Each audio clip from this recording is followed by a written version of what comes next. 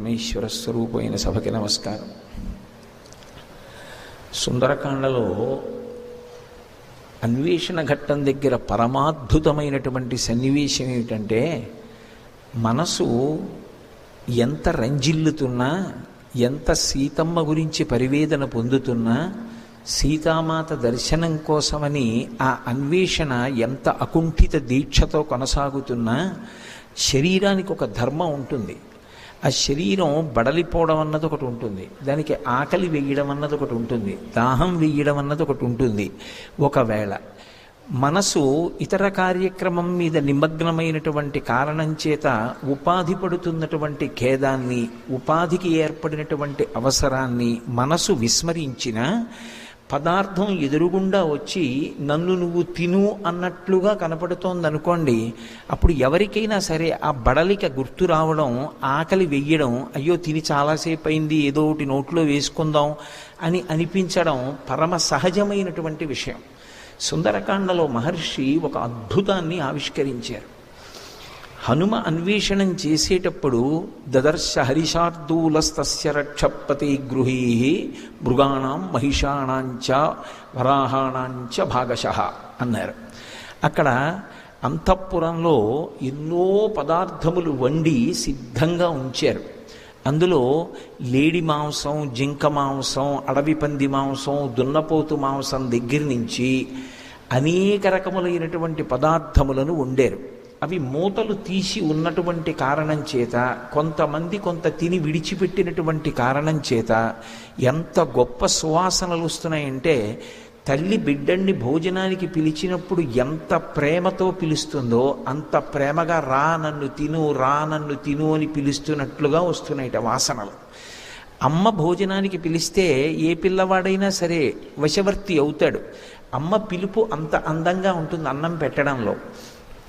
కానీ హనుమ ఎందుకు దాని వంక చూడలేదు, ఎందుకు దాని వంక తినలేదు అంటే, ఇది సీతమ్మ కాదు కదా అని వెళ్ళిపోయారు. అంటే అన్వేషణలో ఆయనకి సీతమ్మ వినా ఇంకొక దాని మీద దృష్టి లేదు. అది మనసుని పాడు చెయ్యగలిగినదైతే, నిన్నటి రోజున నేను కొన్ని సన్నివేశాలు వర్ణించాను, మనసు పాడయి ఉండాలి. అటువంటి సన్నివేశాలు చూసి ఆయన మనసు పాడవలేదు. శరీర ధర్మం జ్ఞాపకానికి రాలేదు. పోనీ అది దాటి కొంచెం ముందుకెళ్ళిన తర్వాత అంతకన్నా ఆకర్షించగలిగినటువంటి సువాసనలను వెదజల్లేటటువంటి పదార్థములను కనపడ్డాయి. దివ్యాహ ప్రసన్న వివిధాసురాహ వివిధాసురారపి శర్కరాసవ మాధ్వీక పుష్పాసవ ఫలాసవాహ అంటారు మహర్షి. అనేక రకాలైనటువంటి కళ్ళు బంగారు పాత్రలలో పెట్టి ఉంది. అందులో పులిసినటువంటి కళ్ళు, పువ్వుల్లోంచి తీసిన కళ్ళు, పళ్ళు పులియబెట్టి తీసినటువంటి కళ్ళు, ఇప్ప పువ్వులోంచి తీసినటువంటి కళ్ళు, మాధ్వీక అంటే ఇప్ప పువ్వులోంచి తీసినటువంటి కళ్ళు, ఇటువంటివి ఎన్నో అక్కడ పాత్రలలో పెట్టి ఉన్నాయి. వాటిలోంచి వస్తున్నటువంటి సువాసనలన్నీ కలిసి గుబాళిస్తూ నన్ను ఆస్వాదించు అని పిలుస్తున్నట్లుగా ఉన్నాయి. అయినా ఇది సీతమ్మ కాదు అని ఆయన వెళ్ళిపోయి, ఎటువంటి సీతమ్మ నాకు దర్శనమిస్తుంది అని ఊహ చేశారు అంటే, ఆయన అనుకుంటారు మనసులో, తదున్నసం పాండురదంతమవ్రణం శుచిస్మితం పద్మపలాశలోచనం ద్రక్షేతదార్యా వదనం కదాన్వహం ప్రసన్నతారాధిపతుల్య దర్శనం అంటారు. ఇది సుందరకాండ. ఒకటి, శరీరానికి కావలసిన పదార్థాల మీద వ్యామోహం లేదు. అలా ఎందరూ మహాత్ములున్నారు. ఆ భగవద్ దర్శనాన్ని అపేక్షించి ధ్యానంలో కూర్చుంటే వాళ్ళు ఈ శరీరానికి ఉండేటటువంటి అవసరాల్ని కూడా విస్మరించి పరమ సంతోషాన్ని పొందుతూ ఆ ఆనందాబ్ధిలో ఓలలాడిపోతూ ఉంటారు ధ్యానంలో. యోగరతో వా భోగరతో వా సంగరతో వా సంగవిహీన యస్యద్ బ్రహ్మణి రమతే చిత్తం నందతి నందతి నందత్యేవా అంటారు. అందుకు మహానుభావుడు సుందరాతి సుందరుడయ్యాడు సుందరకాండలో. ఆ ఆత్మాన్వేషణమునందు నిమగ్నమైనటువంటి యోగి యొక్క స్థితి ఎలా ఉంటుందో ఆవిష్కరిస్తున్నారు మహర్షి. పైకి హనుమ యొక్క వర్ణన, ఆంతరమునందు ఆత్మాన్వేషణమునందు మగ్నమైనటువంటి యోగి యొక్క స్థితిని చూపిస్తారు. ఇంత ఆలోచించి సీతమ్మ దొరక్క వెతికి వెతికి వెతికి వెతికి ఎలా ఉండాలి సీతమ్మ అని అనుకున్నారంటే, ఆ తల్లి ఉండవలసినటువంటి తీరు తదున్నసం పాండురదంతమవ్రణం, ఎత్తైనటువంటి ముక్కుతో ఉంటుంది. ఆయన చూశారా సీతమ్మని? చూడలేదు. కానీ సాముద్రికంలో మా తల్లి అంత గొప్పగా ఉంటుంది. పద్మినీ జాతి స్త్రీ ఎలా ఉంటుందో అలా ఉంటుంది. తెల్లని దంతపంక్తితో ఉంటుంది. అవ్రణం, ఆవిడ శరీరం మీద ఎక్కడా కురుపులు కానీ మచ్చలు కానీ ఉండవు. అవ్రణం, శుచిస్మితం, చిన్న చిరునవ్వు నవ్వుతూ ఉంటుంది. అంత కష్టంలో ఉన్నా సరే ఆ చిన్న చిరునవ్వు మాత్రం ఆవిడ ముఖం మీద పోదు. శుచిస్మితం పద్మపలాశలోచనం, పద్మముల వంటి కన్నులతో విరాజిల్లుతుంటుంది. ద్రక్షేతదార్యావదనం కదాన్వహం, అటువంటి నా తల్లి ముఖాన్ని నేను ఎప్పుడు చూడగలుగుతాను? ప్రసన్నతారాధిప తుల్య దర్శనం, ఆ దర్శనం నా మనసుకు ఎటువంటిది అంటే, పూర్ణచంద్రబింబాన్ని చూస్తే మనసు ఎలా రంజిల్లుతుందో, ఎలా శాంతి పొందుతుందో, ఎలా సంతోషిస్తుందో, అలా నా వరకు నాకు నా తల్లి యొక్క ముఖం కనపడమే పూర్ణచంద్రబింబ దర్శనంతో సమానం. ఎందుకంటే లోకంలో అపై దీక్షితుల వారు 3 వస్తువుల్ని నిర్ధారణ చేశారు. ఈ 3 వస్తువుల దగ్గరికి వెళ్ళినప్పుడు మన ప్రయత్నపూర్వకంగా మనం మనసుని ఉంచక్కర్లేదు, ఆ వస్తువులే మన మనస్సుని లాగేసుకుంటాయి. అటువంటి వాటిలో మొట్టమొదటిది ఏది అంటే పూర్ణచంద్రబింబం. పూర్ణచంద్రబింబం మన ప్రయత్నం లేకుండా మన మనసుని లాగుతుంది. రెండవది సముద్రం. సముద్రం దగ్గరికి వెళ్ళాడనుకోండి, మన ప్రయత్నం అక్కర్లేదు, మన మనసుని సముద్రం లాగేస్తుంది. దాని మీద అత్యంత సంతోషంతో మనసు లగ్నమైపోతుంది.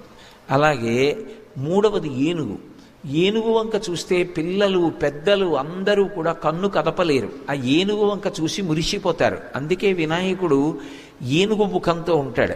ఏనుగు ముఖంతో ఉండి అందరి మనసులు తాను ఆకర్షిస్తాడు. కాబట్టి ఆయన షోడశనామ స్తోత్రం ఆయన ముఖవైభవంతో ప్రారంభం. సుముఖశ్చైకదంతశ్చ కపిలో గజకర్ణకః. సుముఖం అంటే ఏనుగు ముఖం అని కాదు దాని అర్థం. అందరి మనసులు తాను లాగుతాడు. మిగిలిన వాళ్ళ దగ్గర మన మనసు మనం పెట్టాలి. వినాయకుడి దగ్గర అలా అక్కర్లేదు. ఆయనే మన మనసు లాగి నీ మనసు నా దగ్గర పెట్టావని ఫలితాన్ని ఇచ్చేస్తాడు. అందుకని సుముఖుడు. అలా అటువంటి నా తల్లి యొక్క ముఖమండలం ఎప్పుడు దర్శనం అవుతుందో, చిట్ట చివరికి ఇక సీతమ్మ తల్లి దర్శనం కాలేదనేటటువంటి బాధతో శరీరమే విడిచిపెట్టేద్దామనుకున్నటువంటి హనుమ శరణాగతి మార్గాన్ని అవలంబించారు. శాస్త్రంలో శరణాగతి అనేటటువంటిది ఎంత గొప్పదో నిరూపణం చేశారు. నమోస్తు రామాయ సలక్ష్మణాయ దివ్యై చ తస్యై జనకాత్మజాయై నమోస్తు రుద్రేంద్ర యమానిలేభ్యో నమోస్తు చంద్రార్కమరుద్గణేభ్యః సిద్ధిం వే సంవిధాస్యంతి దేవాస్సర్షి గణాస్త్విహ బ్రహ్మా స్వయంభూర్భగవాన్ దేవాశ్చైవ దిశంతు మే సిద్ధిమగ్నిశ్చ వాయుశ్చ పురుహూతశ్చ వజ్రభృత్ వరుణ పాశహస్తైశ్చ సోమాదిత్యౌ తథైవ చ అశ్వినౌ చ మహాత్మానౌ మరుతః శర్వ ఏవ చ సిద్ధిం సర్వాణి భూతాని భూతానాం చైవయ ప్రభు దాస్యంతి మమయేఛాన్యే హెదృష్ట్వా పదిగోచరాః అని సమస్త భూతములకు చతుర్ముఖ బ్రహ్మగారికి లక్ష్మణ సమేతుడైనటువంటి రామచంద్రమూర్తికి దేవ్యై చ తస్యై జనకాత్మజాయై దేవీ స్వరూపమైనటువంటి ఆ తల్లి జానకి ఆనాడు జనకుణ్ణి ఎలా అనుగ్రహించిందో అలా నన్ను అనుగ్రహించి నాకు దర్శనమిచ్చి సీతమ్మ దర్శనాన్ని హనుమ పొందారనేటటువంటి కీర్తి నాకు కట్టబెట్టాలి తప్ప నేను ఆవిడ్ని వెతికి పట్టుకుని హనుమ సీతాదర్శనం పొందారనేటటువంటి కీర్తి పొందడానికి అది వస్తువు కాదు, ఆవిడ పరబ్రహ్మస్వరూపిణి. అటువంటి తల్లి యొక్క దర్శనం ఆవిడ అనుగ్రహంతో జరగాలి తప్ప నేను ప్రయత్నం చేస్తే లభించదని శరణాగతి చేశారు. నమస్కార వైభవంలో వచ్చినటువంటి కించిత్ దోషాన్ని దిద్దుకున్నారు. బయలుదేరుతున్నప్పుడు సీతమ్మకి నమస్కరించలేదు. ఎందుకని అంటే సూర్యాయ మహేంద్రాయ పవనాయ స్వయంభువే భూతేభ్యశ్చాంజలిం కృత్వా చకార గమనీమతిం అని బయలుదేరుతున్నప్పుడు బ్రహ్మగారికి, తండ్రి అయినటువంటి వాయుదేవుడికి, గురువు అయినటువంటి సూర్యభగవానుడికి, రామచంద్రమూర్తికి నమస్కరించారు తప్ప ఏ తల్లి దర్శనానికి బయలుదేరారో ఆ తల్లికి నమస్కరించలేదు. ఇప్పుడు అది జ్ఞాపకానికి వచ్చింది. ఎందుకు జ్ఞాపకానికి వచ్చింది అంటే ఉపాసనలో మీరు ఒక విషయాన్ని జ్ఞాపకం పెట్టుకోవాలి. పరమభక్తి తత్పరుడైనటువంటి వ్యక్తి ఎప్పుడైనా ఎక్కడైనా ఒక దోషాన్ని చేస్తే ఆ దోషాన్ని అమ్మవారు స్మృతి రూపంలో దిద్దుతుంది. మళ్ళీ ఆయనకే జ్ఞాపకం వస్తుంది, ఓ ఈ దోషం జరిగిందని. అందుకే ఆయన చనిపోవాలి అని అనుకున్నప్పుడు ఆయనకే ఒక విషయం స్ఫురణకొచ్చింది. వినాశే భవో దోషాహ జీవన్ భద్రాని పశ్యతి అంటారు, ఆర్షవాక్కు అంటారు దాన్ని. రామాయణం ఈ జాతికి అందింపబడినటువంటి జీవగర్ర. అయిన దానికి కాందానికి చచ్చిపోవడం గొప్ప కాదు, బ్రతికుండడం గొప్ప. పరిస్థితులను ఎదుర్కోవడం గొప్ప, ఎదుర్కొని రాటుదేరి తాను విజయం సాధించడం గొప్ప. అమ్మ కొట్టిందని చచ్చిపోవడం, నాన్నగారు దెబ్బలాడారని చచ్చిపోవడం, పరీక్ష పోయిందని చచ్చిపోవడం, ప్రతిదానికి చచ్చిపోవడం మార్గం కాదు. మృత్యుదారు కుఠారిక ఆవిడ. మృత్యువు అనేటటువంటి దారువుకి ఆవిడ గొడ్డలి పెట్టు లాంటిది. ఆ తల్లిని స్మరించినంత మాత్రం చేత ఆవిడ ఉపాసనలో వచ్చేటటువంటి దోషాన్ని దిద్దుతుంది. అందుకే ఆయనకు ఒక విషయం జ్ఞాపకానికి వచ్చింది, వినాశే భవో దోషాహ. అసలు నేను చనిపోతాననేటటువంటి ఆలోచన మనిషికి రావడం పరమ భయంకరమైన విషయం. అంతకన్నా దోషభూయిష్టమైన ఆలోచన ఇంకొకటి లేదు. చనిపోయి ఏం సాధిస్తాం? చనిపోకూడదు. జీవన్ భద్రాని పశ్యతి. ఎవడు బ్రతికుంటాడో వాడు ఎప్పుడో అప్పుడు శుభవార్త వింటాడు. ఇది సుందరకాండలో అనేక పర్యాయాలు దొర్లుతుంది ఇటువంటి సందర్భం. అందుకని సంపాతి వాక్యం జ్ఞాపకానికి వచ్చింది. కాలిపోయిన రెక్కలున్నటువంటి సంపాతి దూరంగా లంకాపట్టణంలో సీతమ్మ ఉంది అని చెప్పినంత మాత్రం చేత తిరిగి రెక్కలొచ్చాయంటే, రామకార్యం మీద వెడుతున్న వాడికి మాట సాయం చేసినంత మాత్రాన కాలిపోయినటువంటి రెక్కలున్న సంపాతికే తిరిగి రెక్కలు వస్తే, సీతా దర్శనం కోసం రామకార్యం మీద బయలుదేరి నేను వస్తున్నప్పుడు విరుద్ధమైనటువంటి ఎన్నో విషయములు నా పట్ల ఆనుకూల్యతని ప్రకటనం చేస్తే సీతమ్మ దర్శనం నాకెందుకు కాదు? కాలిపోయినటువంటి రెక్కలు మళ్ళీ మొలిచినటువంటి సంపాతి వాక్యం నాకు ప్రమాణం. సంపాతి వాక్యాన్ని ప్రమాణంగా తీసుకుని మళ్ళీ వెతుకుతాను. ఈసారి సీతమ్మకి నమస్కారం చేసి ఆమె దర్శనాన్ని అపేక్షిస్తాను. ఇది దోషాన్ని దిద్ది అది వస్తువు కాదు నేను దర్శించడానికి. నేను చెయ్యగలిగినది ఉపాసన. ఆమె అనుగ్రహించి దర్శనం ఇవ్వాలి తప్ప నేను కాదు దర్శనం చేసేది. అందుకని ఇప్పుడు నమస్కారంతో మొదలుపెట్టారు. నమోస్తు రామాయ సలక్ష్మణాయ దివ్యై చ తస్యై జనకాత్మజాయై. ఎప్పుడు కూడా ఉపాసనలో భగవంతుణ్ణి ఒక్కడిని పిలవరు. అందుకే మీరు సనాతన ధర్మంలో ఉపాసనకి సంబంధించిన రహస్యాన్ని గమనిస్తే ఎప్పుడు భగవంతుణ్ణి ఆరాధన చేసినా సశక్తియుతుడిగా ఆరాధన చేస్తారు. పక్కన శక్తి లేనటువంటి వాణ్ణి ఆరాధన చెయ్యరు.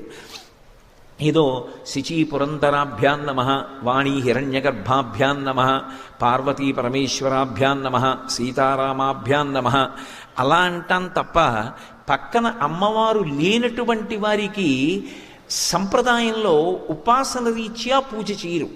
జ్ఞానం ఇవ్వగలిగినటువంటి మహాపురుషులు ఉంటారు, అది గురువుగా పూజ ఉంటుంది, అది వేరు. నిత్య పూజ చేసేటప్పుడు పక్కన అమ్మవారితో కూడుకున్నటువంటి పరమాత్మ స్వరూపాన్ని పూజ చేస్తూ పరివార దేవతలతో కలిపి పిలుస్తారు. అందుకే దేవాలయానికి వెళ్ళినా చుట్టూ పరివార దేవతలు ఉంటారు. పరివార దేవతలకి ప్రదక్షిణంలో నమస్కారం చెయ్యకుండా తిన్నగా భగవంతుని యొక్క దర్శనం ఒకటే అపేక్షించిన వాణ్ణి ధూర్తుడిగా భావిస్తాడు భగవంతుడు. అందుకే ప్రదక్షిణం చేసి పరివార దేవతల్ని చూసి వెళ్ళాలి. అందుకని రామ మీకొక్కరికి కాదు నమస్కారం, నమోస్తు రామాయ సలక్ష్మణాయ ఉపాసన రహస్యాన్ని ఆవిష్కరిస్తున్నారు. దేవ్యై చ తస్యై జనకాత్మజాయి. జనకాత్మజ అయినటువంటి ఆ తల్లుందే ఆమెకి నమస్కరిస్తున్నాను. మిగిలిన వారందరికీ నమస్కరిస్తున్నాను. సమస్త భూతకోటికి నమస్కరిస్తున్నాను. ఇప్పుడు కనపడింది శిశుపావృక్షం. ఎక్కడ? సదదర్శ విదూరస్థం చైత్యప్రాసాదముచ్ఛ్రీతం మధ్యే స్తంభ సహస్రేషు స్థితం కైలాస పాండురం అంటారు మహర్షి. 1000 స్తంభాల మంటపం ఉంది. 1000 స్తంభాల మంటపం అది చైత్యప్రాసాదం. ఆ 1000 స్తంభాల మంటపం పక్కన ఉన్న శిశుపావృక్షం మీద కూర్చున్న తర్వాత దర్శనమైంది. యోగికి దర్శనం ఎక్కడవ్వాలి? గురువుగారి అనుగ్రహంతో ఆ చంద్రుడి నుంచి ఒలుకుతున్నటువంటి సుధాధారల్లో తడుస్తూ అమ్మవారి దర్శనం సహస్రారంలో అవ్వాలి. సహస్రారం అంటే 1000 స్తంభాల మంటపం. అందుకే యోగపరంగా ఆలోచన చేస్తే అది 1000 స్తంభాల మంటపం. ఆ మంటపం పక్కన ఉన్నటువంటి శింశుపా వృక్షం మీద కూర్చునుండగా కింద తల్లి కనపడింది. ఎలా కనపడింది? ఆయన ఎలా ఉంటుంది అమ్మవారిని ఊహించారో అలాగే కనపడింది. అది భగవంతుని యొక్క లక్షణం ఏమిటంటే యద్భావం తద్భవతి. వేదాహమేతం పురుషం మహాంతం ఆదిత్యవర్ణం తమసస్తు పారే సర్వాణి రూపాణి విచిత్య ధీర నామాని కృత్వాభివదన్ యదాస్తి అంటుంది శృతి. ఆయనకు అసలు ఒక రూపం లేదు, కానీ మనం ఎలా కనపడాలని ధ్యానం చేస్తున్నామో అందుకే ఒక మంత్రం చేస్తే ఆ మంత్రానికి ఒక ధ్యాన శ్లోకం ఉంటుంది. ఆ ధ్యాన శ్లోకంలో ఇలా ఉంటుంది అమ్మవారు, ఇలా ఉంటాడు అయ్యవారు అని వర్ణిస్తారు. అలా వర్ణించబడినటువంటి రూపం ఏదుందో దాన్ని భ్రూమధ్యంలో కానీ ముక్కు చివర కానీ బాహ్యనేత్రములను మూత వేసి ధ్యానం చేస్తూ లోపల జపం చేస్తారు. ఆ బీజాక్షరముల యొక్క విస్ఫోటనం చేత ఆంతరముగా కలిగినటువంటి శక్తి వలన ఎటువంటి ధ్యాన శ్లోకంతో మీరు అమ్మవారు కనపడాలని ధ్యానం చేశారో అటువంటి రూపంతోనే ఆమె సాక్షాత్కరిస్తుంది. అంతేకాని అదే ఆవిడ రూపమని మాత్రం చెప్పడానికి వీల్లేదు. ఇప్పుడు హనుమ ఎలా కనపడాలి అమ్మవారిని కోరుకున్నారో అలాగే కనపడడం తత్వతః చాలా గొప్ప విషయం. కానీ నిజానికి ఆమె శోకమూర్తి కాదు. ఆమె నిజంగా ఏడుస్తోందనుకోండి, అంతకన్నా అన్యాయమైన విషయం లోకంలో ఇంకోటి లేదు. ఎందుకంటే ఆవిడ ఆదిశక్తి, లోకమాత. ఆవిడ ఎందుకు ఏడుస్తుంది? ఆవిడ అయోనిజ. ఆవిడ ఏమైనా చెయ్యగలదు. కానీ ఎందుకు ఏడుస్తోంది? మరి ఎందుకు ఏడుస్తోందో చెప్పకుండా చెప్పడం సుందరకాండ. ఒక కులకాంత వచ్చి ఇంట్లో ఏడిచిందనుకోండి, ఆ ఏడుపు వల్ల ఆవిడ కాదు బాధపడింది. మా ఇంటికి వచ్చి నా వల్ల ఒక కులకాంత ఏడిచిందనుకోండి, నేను ఒక కులకాంతని మా ఇంటికి తీసుకొచ్చి అవమానించాను అనుకోండి, బాధ పెట్టాను అనుకోండి, ఆవిడ మనస్సు, ఆవిడ బాధపడి బోరును ఏడ్చిందనుకోండి, ఆవిడ కంటి వెంట పడినటువంటి నీటి బిందువులు నా ఇంటి నేల మీద పడ్డాయి కాబట్టి ఆ నేల మీద నేను నా కుటుంబం కూడా ఎన్నో కష్టములను పడవలసి ఉంటుంది. కులకాంత కంటి నీరు ఇంట్లో పడ్డానికి వీల్లేదు. అందుకే అది ఎవరి కన్నీరు? అది కేవలం ఒక ఇల్లాలి కన్నీరు కాదు. ఒక ఇల్లాలి కంటినీటికే అంత శక్తి ఉంటే అది జగన్మాత కంటి వెంట పడ్డ కన్నీరు. ఎందుకు పడింది? కొడుకుగా మాట్లాడవలసిన వాడు కేవలం ఒక పురుషుడిగా తల్లితో మాట్లాడకూడని మాటలు మాట్లాడుతున్నాడు. కుసంస్కారానికి కన్నీరు కార్చింది. ఇప్పుడు ఆ కన్నీటికి ఒక్క లంక కాదు కాలిపోయేది, యావత్ భూమి కాలిపోతుంది. ఇప్పుడు ఇది కాలిపోకుండా చూడడం హనుమ యొక్క కర్తవ్యం. అందుకే ఆయన ఏం చేశారంటే ఉల్లంఘ్య సింధో సలిలం సలీలం యశోకవన్నిం జనకాత్మజాయా ఆదాయతేనైవ దదాహలంకాం నమామితం ప్రాంజలిరంజనీయం. సుందరకాండలో హనుమద్వైభవాన్ని చెప్పింది ఆ శ్లోకం. ఆయన కొత్తగా అగ్నిహోత్రాన్ని తెచ్చి పెట్టలేదు లంకకి. ఈ కన్నీటి బిందువుల వలన యావత్ భూమి కాలిపోకూడదు. అందుకని ఆయన ఏం చేశారంటే యశోకవన్నిం జనకాత్మజాయా సీతమ్మ కన్నుల వెంట పడినటువంటి బాష్పధార అనబడేటటువంటి అగ్నిహోత్రాన్నే నిప్పుగా మార్చి లంకనొకదాన్ని కాల్చేశారు. ఆవిడ కన్నీటికి కారణం లంక ఒకటే కాబట్టి, అమ్మ మిగిలిన భూమి కాలడానికి వీల్లేదు అని మహాయోగి పుంగవుడై దాని యొక్క అగ్నిహోత్ర సంస్కారము చేత లంక ఒకటే కాలిపోయేటట్టు చేసి మిగిలిన భూమిని కాపాడాడు ఆయన. అందుకని నమామితం ప్రాంజలిరాంజనీయం, అంజలి వహించి హనుమకు నమస్కరించుతున్నాను. అది ఆయన సుందరకాండలో ఈ జాతికి చేసిన మహోపకారం. కాబట్టి ఇప్పుడు ఆయనకి ఎలా కనపడాలి శిశుపావృక్షం మీద కూర్చుంటే? అందుకే మొట్టమొదట కనపడుతోందని చెప్పగానే మొదటి శ్లోకం అలాగే పడింది మహర్షికి. తతో మలిన సంవీతాం రాక్షసీభిః సమావృతాం ఉపవాస కృషాం దీనాం నిశ్వసంతీం పునః పునః. ఏమి మాటలు పడిపోయాయండి అసలు మహర్షికి. అద్భుతం కదండి శ్రీరామాయణం. ఆ తల్లి తతో మలిన సంవీతాం, అప్పుడు ఆయన చూసిన సీతమ్మ ఎలా ఉన్నది అంటే మలిన సంవీతాం, మట్టి పట్టినటువంటి బట్ట కట్టుకునుంది. మట్టి పట్టిన బట్ట పెట్టెలోంచి తీసి కట్టుకుందా? కట్టుకున్న బట్ట మట్టి పట్టిందా? అంటే కట్టుకున్న బట్ట మట్టి పట్టింది. ఎందువల్ల 10 నెలలైంది ఆవిడ బట్ట మార్చుకోలేదు. పైగా అది పూర్తి బట్ట కాదు, వస్త్రఖండంతో ఉంది. అలా ఉండకూడదు. అంచు ఉన్న వైపు చింపేసిన బట్టని కట్టుకోకూడదు. అగ్నిహోత్రం వల్ల కన్నం పడ్డ బట్ట కట్టుకోకూడదు. వేదం పటలపందని చెప్తుంది. అది విపరీత ఫలితాలు ఇస్తుంది. ఇప్పుడు ఆవిడ 10 నెలల నుంచి బట్ట మార్చుకోవాలి. మట్టి పట్టేసింది, కంపు వస్తోంది, అయినా ఆ బట్టతో ఉంది. పైగా దాని ఉత్తరీయం చింపేసింది. ఉత్తరీయం వైపు అంచు ఉంటుంది, అంచు ఉన్న వైపు చింపేసింది ముక్క.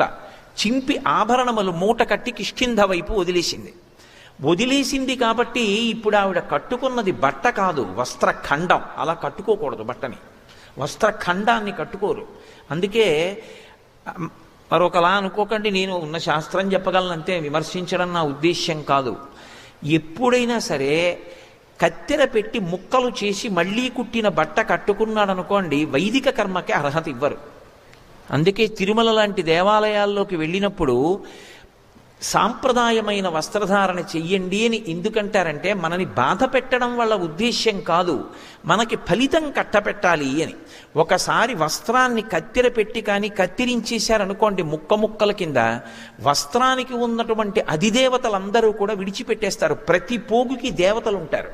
ఆ దేవతలందరూ విడిచిపెట్టి శపిస్తారు, నువ్వు ఇన్ని ముక్కలు చేసావు బట్టని, కాబట్టి ఇది కట్టుకుని నువ్వు అఘోరిస్తావంటారు. ఇప్పుడు దాన్ని మళ్ళీ తిరిగి ముక్కల్ని కుట్టారనుకోండి, కుట్టి దాన్ని తొడుక్కున్నారనుకోండి, అప్పుడు ఇక వైదిక కర్మకి పనికిరాడు. అందుకే వికచ్చ అనుత్తరీయశ్చ నగ్నశ్చ అవస్త్రయేవచ అంటుంది వేదం. బట్ట 5 చోట్ల మాత్రమే నలిగితే పంచకట్టు అంటారు. 5 చోట్లే నలగాలి. పంచె విప్పి అక్కడ పెట్టేసి మళ్ళీ పంచె కట్టుకుంటే తెలియాలి స్పష్టంగా, 5 చోట్లే మళ్ళీ నలగాలంతే. వికచ్చ గోచి పోసి వెనక కుర్చీళ్లు పెట్టి దోపాలి.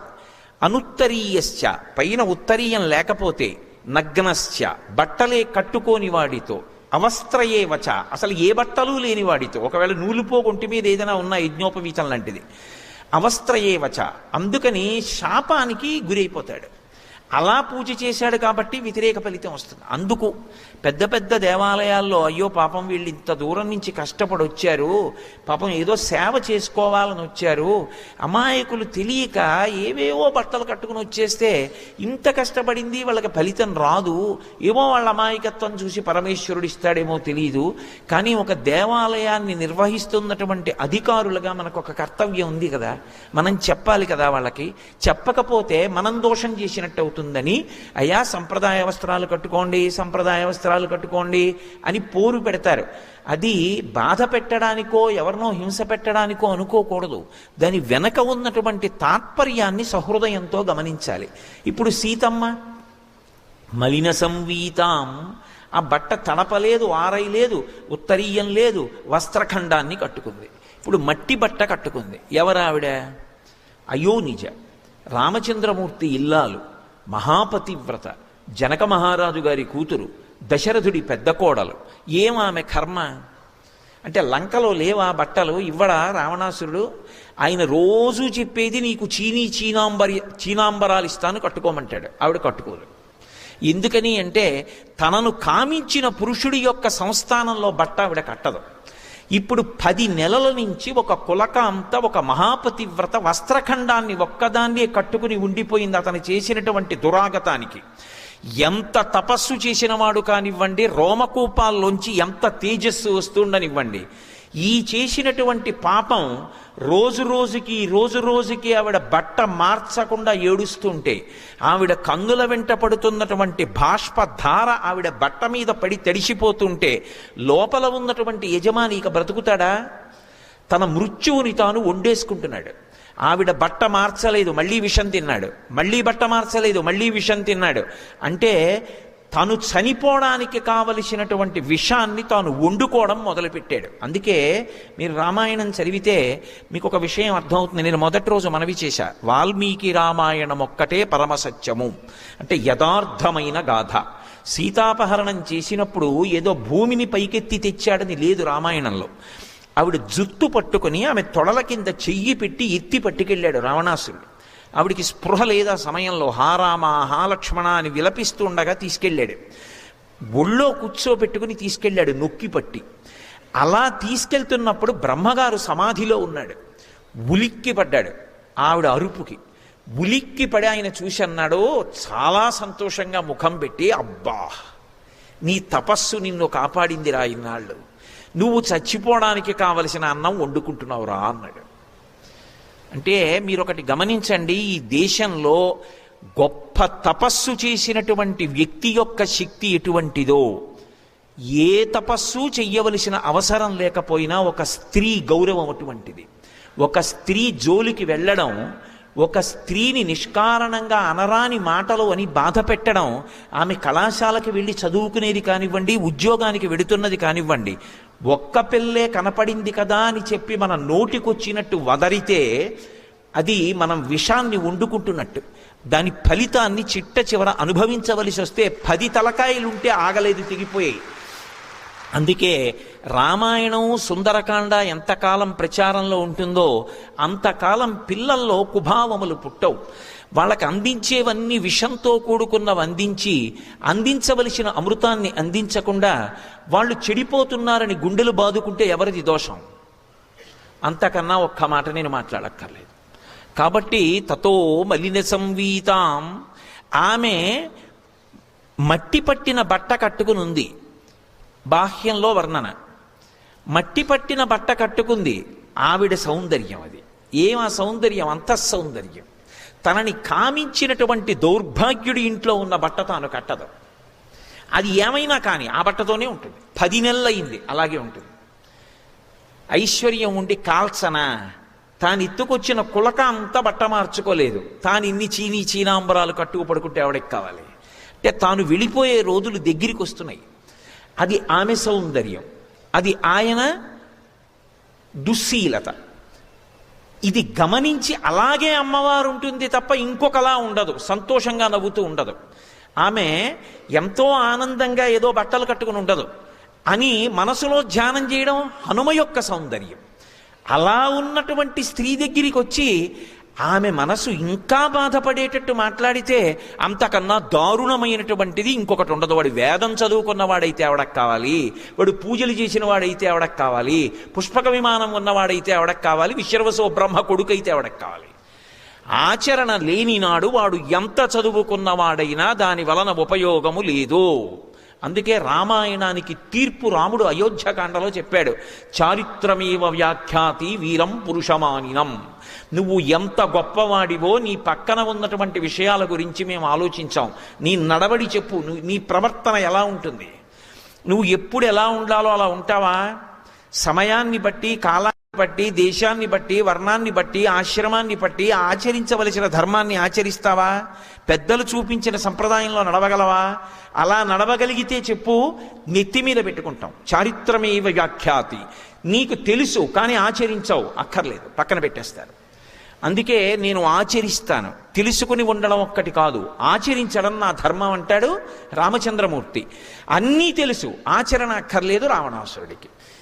ఎవరి ముందు నిలబడలేకపోయారు. తెలియడం గొప్ప కాదు, ఆచరించడం గొప్ప. ఆచరణ ఉన్నవాడి ముందు కేవలం తెలిసిన్నవాడు నిలబడలేడు. రామాయణం యొక్క తీర్పు. వాడు 10 తలలు ఉన్నవాడైనా సరే.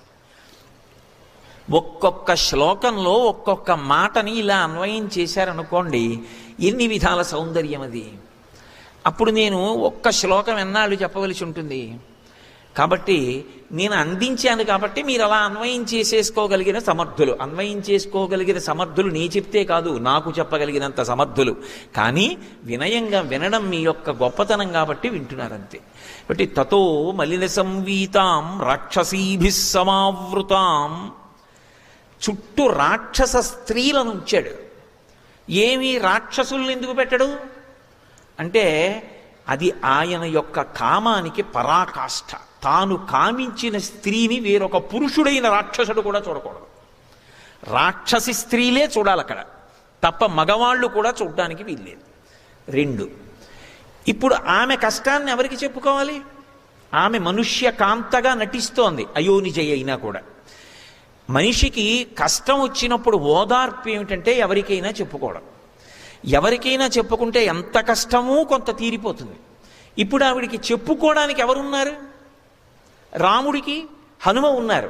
లక్ష్మణస్వామి ఉన్నాడు, సుగ్రీవుడు ఉన్నాడు, వానరులు ఉన్నారు, సీతమ్మ ఎండకన్నెరుగని తల్లి అకస్మాత్తుగా అపహరింపబడింది.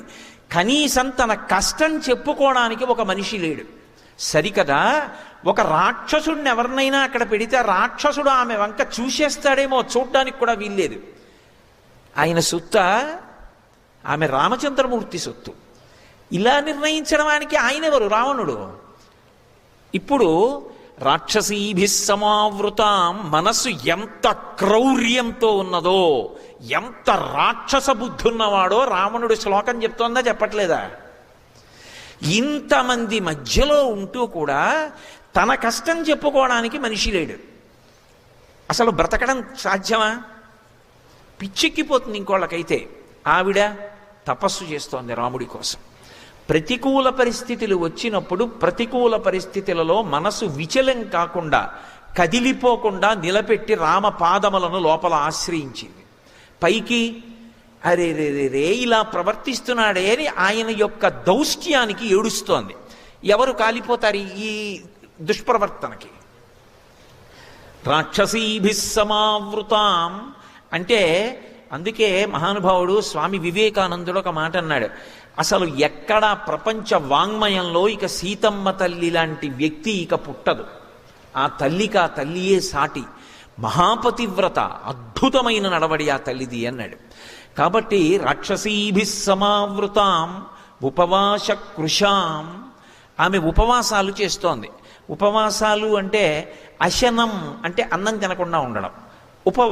ఉపవాసం అంటే మనసుని నిగ్రహించడానికి సాత్విక పదార్థాన్ని పరమ పరిమితంగా అందించి దాని చేత మనసుని పరిపుష్టం చేసుకుని ఎప్పుడూ దేన్ని పట్టుకోవాలో దాన్ని పట్టుకుని ఉండడం. ఎందుకంటే కడుపుకి కంటికి దగ్గర సంబంధం. కడుపు నిండిపోయింది అనుకోండి, కనురెప్ప పడిపోతుంది. కడుపులోకి రజోగుణ తమో గుణభూయిష్టమైన పదార్థం వెళ్ళిందనుకోండి, ఆలోచన కూడా అలాగే ఉంటుంది. అందుకే సాత్వికమైన పదార్థం అందిస్తారు. అయినప్పుడు ఆ తల్లి ఉపవాస కృషాం, ఆమె శరీరం కృషించిపోయింది. దేని చేత? ఉపవాసముల చేత. మరి లంకలో బట్టే కట్టుకోదే, ఎలా బ్రతికింది? మరి మనుష్యకాంతగా బతుకుతోంది. 10 నెలలైందిగా. ఓ పండు తిన్నా దోషమేగా మరి అలాంటప్పుడు. ఓ పండు తిన్నాది లంకాపట్టణంలో పండేగా, మరి ఎక్కడది ఆవిడికి?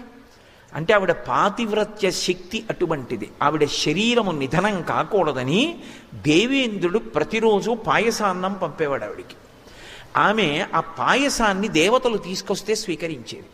దేవతలు అందరికంటికి కనపడరు, అది ఆ తేజస్సున్న వాళ్ళకే కనపడతారు. ఆమె పాయసాన్ని పుచ్చుకుని భర్తృశేషం, భర్తకి పెట్టకుండా తినకూడదు. అందుకని ఆమె ఏం చేసేదంటే, ఈ భూమండలంలో ఎక్కడ ఉన్నా ఇది రాముడికి, రాముడు లక్ష్మణుడు తినకుండా తినడు. అది ఆయన నియమం. త్యాగరాజస్వామి కీర్తన ఉంటుంది. బా, ఎంత అద్భుతంగా చేశారో అసలు ఆ కీర్తన. నేను వడ్డిస్తానంటూ చేస్తారు త్యాగరాజస్వామి. రామాయణ హృదయాన్ని పట్టుకుని చేశారు మహానుభావుడు.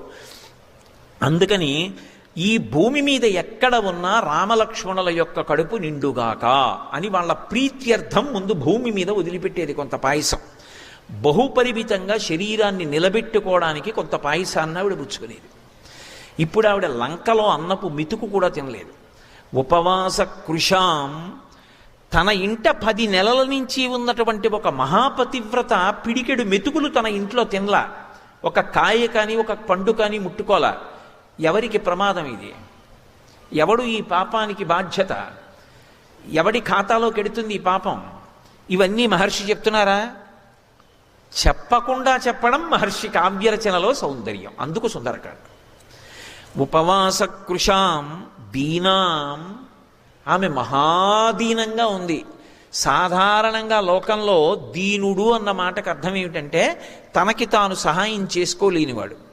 ఏ సహాయం అందక ఎవరో వచ్చి ఆదుకుంటే బాగుండునని చెప్పి దైన్యంతో ఉన్నటువంటి వాడెవరో వాళ్ళని దీనుడు అంటారు. ఆమె లోకమాత, జగజ్జనని, అపారమైనటువంటి తపశ్శక్తి సంపన్నురాలు.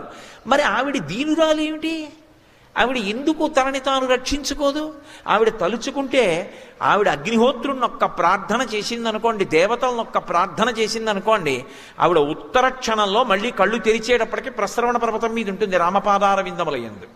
మరి ఎందుకు చేయదు? ఎందుకు దీనంగా అక్కడే ఉంది? అంటే మానవకాంతగా ప్రవర్తిస్తోంది కదూ, పతివ్రతగా నిలబడింది కదూ. పతి ఆజ్ఞ లేకుండా తన తపస్సుని తన రక్షణ కొరకు ఉపయోగించకూడదు. అది ఆవిడ దైన్యం. ఒక మనుష్యకాంతగా పాతివ్రత్యాన్ని పాటించేటప్పుడు నియమాన్ని దాటకుండా ఉండి, శక్తి ఉండి రావణుండి నిగ్రహించకుండా తన గౌరవాన్ని నిలబెట్టుకుని అలాగే నిలబడిపోవడంలో దైన్యం కనపడుతోంది తప్ప ఆమె శక్తి లేనిది కాదు. ఇప్పుడు అంత శక్తివంతురాలు శక్తి ఉండి వెళ్లకుండా అలాగే ఉంటే ఆవిడ్ని బాధ పెడుతుంటే ఏమైపోతాడు రావణుడు? ఇది సౌందర్యం శ్లోకంలో. ఉపవాసకృశాం దీనాం నిశ్వసంతీం పునఃపునః. ఆమె మళ్ళీ మళ్ళీ మళ్ళీ మళ్ళీ నిట్టూర్పులు విడుస్తోంది. నిట్టూర్పు అంటే అన్నారనుకోండి, అది నిట్టూర్పు అంటారు. పెద్ద ఊపిరి వదిలిపెడుతూ ఉండడం. ఎందుకు అంటే ఆమె లోపల రాముడితో కలిసి ఉంది. ధ్యానమునందు ఆమె రాముడి కన్నా భిన్నంగా లేదు. ఆమె రామపాదార విందములను సేవిస్తోంది లోపల. కానీ ఆమెకి బాహ్యంలో రామస్పర్శ కావాలి, రాముడితో కలిసి ఉండాలి. ఇంత ధ్యానం చేస్తున్నాను, ఇంకా రాముడు రాలేదు. ఏ దోషం జరిగింది? ఎందుకు రాలేదు? ఇది అందుకు ఆవిడ నిట్టూరుస్తోంది. అంటే ఆవిడ ఎంత ధ్యాన స్థితిలో ఉంది. అటువంటి ఆవిడ దగ్గరికి వెళ్ళి అనరాని మాట ఏదైనా అంటే కట్టి కుడిపేదు. ఎంత తపస్సైనా కాపాడుతుందా? ఇంకా ఇదే ఆమె ఆంతరస్థితి. బాహ్యమునందు హనుమ ఎలా కోరుకున్నారో అలా కనపడుతోంది. కాబట్టి తతో మలిన సంవీతాం రాక్షసీభిః సమావృతాం ఉపవాస కృశాం దీనాం నిశ్వసంతీం పునఃపునః దదర్శ శుక్లపక్షాదౌ చంద్రరేఖామివామలాం మంద ప్రఖ్యాయమానేన రూపేణ రుచిరప్రభాం. ఆమె శుక్లపక్షంలో ఉండేటటువంటి తదియనాటి చంద్రరేఖ బయటికి వస్తున్నప్పుడు ప్రయత్నపూర్వకంగా మనసు పెట్టి దృష్టి పెట్టి చూస్తే తప్ప మాంసనేత్రములకు ఆకాశమునందు మేఘమండలంలో ఎలా ద్యోతకం కాదో అలా బాగా పట్టి పట్టి చూస్తే తప్ప ఈమె సీతమ్మ అని గుర్తుపట్టడం కుదరదు. అలా శోకమూర్తి అయి బాగా కృషించిపోయి ఏడుస్తూ ఆ తల్లి అలా ఉంది. మరి అలా కనపడాలనేగా అడిగారు నిన్న. అవ్యక్త రేఖామివ చంద్రరేఖాం పాంసు ప్రసిద్ధామివ హేమరేఖాం క్షతప్రరూఢామివ బాణరేఖాం వాయుప్రభిన్నామివ మేఘరేఖాం ఉష్ణార్థితాం సానుసృతాస్రకంఠీం పురావరార్హోత్తమనిష్కంఠీం సుజాతపక్ష్మామభిరక్తకంఠీం వనే ప్రవృత్తామివ నీలకంఠీం అని అడిగారు కదా. అలాగే కనపడుతోంది ఆవిడ. ఆ తల్లి ఇక్కడే ఉంటుంది. అంతర్ముఖ సమారాధ్య బహిర్ముఖ సుదుర్లభ. అంత తేలిగ్గా ఆవిడేం కనపడదు. పాలలోనే ఉన్న నెయ్యి ఎంతో సాధన చేస్తే తప్ప పైకి రానట్టు ఆ పాలు తేవాలి, కాచాలి, పొంగిపోకుండా చూసుకోవాలి, పొయ్యి మించి దింపాలి, నీళ్లు చల్లాలి, పెరుగు తేవాలి, తోడు పెట్టాలి, పెరుగవ్వాలి, కవ్వం దింపాలి, నీళ్లు పొయ్యాలి, చల్ల చెయ్యాలి, వెన్న తేలాలి, చేత్తో తీయాలి, గిన్నెలో వెయ్యాలి, పొయ్యి మీద పెట్టాలి, సన్నని సెగ మీద కాల్చాలి, అప్పుడు నెయ్యి వస్తుంది. కానీ నెయ్యి ఎక్కడది? పాలలోదే. అలా అంతటా ప్రకృతి స్వరూపిణి అయ్యున్నటువంటి జగన్మాత ఎలా కనపడుతుంది? ప్రయత్నపూర్వకంగా ధ్యానం చేస్తేనే కనపడుతుంది. అందుకే దదర్శ శుక్లపక్షాదౌ చంద్రరేఖామివామలాం మంద ప్రఖ్యాయమానేన రూపేణ రుచిరప్రభాం పినద్ధాం ధూమజాలేన శిఖామవి విభావసోహో పీతేనైకేన సంవీతాం క్లిష్టేనోత్తమవాసస. ఏమి శ్లోకాలు వేసేశారో మహర్షిని నిజంగా. పినద్ధాం ధూమజాలేన శిఖామవి విభావసోహో. మీకు అసలు ఏ కావ్యంలో కనపడవు ఇటువంటి ఉపమానాలు. ఆ తల్లి ఎలా ఉందంటేట పొగ పట్టినటువంటి అగ్ని కీలలా ఉందిట. చుట్టూ పొగ ఆవరించింది. అగ్ని కీల ఆ పొగలోంచి ప్రకాశించాలని ప్రయత్నం చేస్తోంది. ఇప్పుడు అది ఎలా ఉంటుందో అమ్మవారు అలా ఉంది. సీతమ్మ అలా ఉంది. అగ్ని కీల సీతమ్మ, చుట్టూ ఉన్న పొగ రావణుడు, రాక్షసులు. అగ్ని పైకి లేస్తుంది, పొగ ఏదో ఒకనాడు పోతుంది. జ్వాల నిలబడుతుంది, పొగ పోతుంది. ప్రయత్నించిన పొగ ఎప్పటికీ అగ్ని నిధనం చేయలేదు. పొగ ఉండదు, అగ్ని నిలబడుతుంది. అమ్మవారు శాశ్వతమైన కీర్తి గణిస్తుంది. ఆవరిద్దామని ప్రయత్నించినటువంటి ధూమం లాంటి రాక్షసులు నశించిపోతారు. చెప్పకుండా చెప్పడం కావ్యంలో. అందుకని పినద్ధాం ధూమజాలేన శిఖామవి విభావసోహో పీతేనైకేన సంవీతాం క్లిష్టేనోత్తమవాసస. ఒకే ఒక్క పట్టు చీర, అది పచ్చటి పట్టుబట్ట. ఎప్పుడు కట్టుకుందో, సీతాపహరణం జరిగేటటువంటి రోజున కట్టుకున్నటువంటి పట్టుబట్ట. ఆ పట్టుబట్టతోటే ఉన్నదు సుమా. మళ్ళీ చెప్తున్నారు మహర్షి, ఎవరిని కట్టి కుడిపేస్తుంది ఇదంతా. కాబట్టి క్లిష్టేనోత్తమవాసస వ్రీళితాం దుఃఖ సంతప్తాం పరిమ్లానాం తపస్వినీం గ్రహాణాంగారకేణేవ పీడితాం వివరోహిణీం. ఇన్ని అసలు అద్భుతాలు ప్రయోగించేశారంతే. వ్రీడితాం, ఆమె సిగ్గుపడుతోందిట. ఏమిటి సిగ్గుపడ్డం ఎందుకు అంటే, కొడుకు కొడుకులా ప్రవర్తించాలి, కొడుకు పురుషుల్లా ప్రవర్తించాడు అనుకోండి, ఆ తల్లి సిగ్గుపడుతుంది, ఇటువంటి దౌర్భాగ్యుడికి జన్మనిచ్చాను. లోకంలో ఒక విషయం పెద్దలు అంగీకరిస్తారు. పొయ్యి మీద గిన్నె పెట్టి గిన్నెలో పాలు పోస్తే కింద అగ్నిహోత్రం వెలిగితే పాలు పొంగుతాయి. పాల మీద నీళ్లు జల్లితే పాలు కిందకి వెళ్ళిపోతాయి. పాల మీద నీళ్లు అమ్మ, పాల కింద అగ్ని స్త్రీని చూడడం, స్త్రీత్వాన్ని, ఆడతనాన్ని చూస్తే అగ్నిహోత్రం, అమ్మతనాన్ని చూస్తే పాలు చల్లడం. కన్న తల్లిని చూస్తే ఎవడికైనా కూడా అసలు మనసులో కామవికారం కలగదు. అమ్మా అన్న మాట వినపడగానే కామవికారం అణిగిపోతుంది. నేను మీ అమ్మలాంటి దాన్ని అన్నారనుకోండి ఎవరైనా, మా మన్నించండి అంటాడు, ఎంత దుర్మార్గుడు కూడా. అటువంటిది జగన్మాత, పరకాంత, మహాపతివ్రత, రామచంద్రమూర్తి ఇల్లాలు, ఆమెని తీసుకొచ్చి తల్లి లాంటిది, గృహలక్ష్మి గృహే గృహే, అటువంటి తల్లిని చూడకూడని చూపు చూస్తుంటే ఆవిడ సిగ్గుగా ఉండదు ఇటువంటి బిడ్డ అని. అది ఆమె ఉత్తమ సంస్కారం, అందరినీ బిడ్డలుగా చూడడం. ఇది ఆయన కుసంస్కారం, తల్లి యందు స్త్రీని చూడడం. అంటే వ్రీళితాం దుఃఖ సంతప్తాం, అందుకు ఏడుస్తోంది ఆవిడ. పరిమ్లానాం, వాడి వత్త అయిపోయింది. తామర తీగ ఎండిపోతే ఎలా ఉంటుందో అలా ఉంది. పరిమ్లానాం తపస్వినీం, ఆమె తపస్సు చేస్తోంది. తపస్సు చేస్తున్నటువంటి స్త్రీ జోలికి వెడితే, మహాపతివ్రత జోలికి వెడితే ఎంత ప్రమాదం. తపస్వినీం గ్రహాణాంగారకేణేవ పీడితామివ రోహిణీం. రోహిణి చంద్రుని యొక్క ఇల్లాలు. చంద్రుని యొక్క ఇల్లాలైనటువంటి రోహిణి వంక అంగారకుడు దుష్టమైనటువంటి చూపు చూశాడనుకోండి, అప్పుడు రోహిణికి ఎటువంటి బాధ కలుగుతుందో, ఆ బాధ కలిగిన రోహిణి ఎలా ఉంటుందో సీతమ్మ అలా ఉన్నది. కాబట్టి గ్రహాణాంగారకేణేవ పీడితామివ రోహిణీం తాం స్మృతిమివ సందిగ్ధాం వృద్ధిం విపతితామివ విహచామివ శ్రద్ధ ఆశాం ప్రతిహతామివ. నేను మీతో మనవి చేశా కదూ, అసలు సీతమ్మ దర్శనమైనప్పుడు వాల్మీకి మహర్షి వేసినటువంటి శ్లోకాలలో ఉన్న ఉపమానాలు ఏ కవి ప్రయోగించడు. పరమాద్భుతమైనటువంటి ఉపమానాలు. తాం స్మృతిమివ సందిగ్ధాం. ఇంతకుముందు ఏదో ఒక విషయాన్ని చదువుకున్నాడు ఆయన చదువుకున్న కారణం చేత ఆ విషయం చెప్పవలసి వస్తే సాధికారికంగా చెప్తాడు, అలవోకగా చెప్తాడు. దాని గురించి పెద్ద పరిశ్రమ ఏమక్కల్లా, వెంటనే జ్ఞాపకానికి వస్తుంది ఆయనకి. కానీ చాలా కాలం అయిపోయింది, దాని మీద ఆయన పెద్ద శ్రద్ధ పెట్టి ఆలోచించలేదు. ఇప్పుడు తనకి జ్ఞాపకం వచ్చింది ఉందే, అది సత్యమేనా, అదేనా లేకపోతే ఇంకోటా, నేను తప్పు చెప్తున్నానా, ఇదేనా చెప్పవలసింది అని చెప్తున్నవాడికి అనుమానం వచ్చింది అనుకోండి.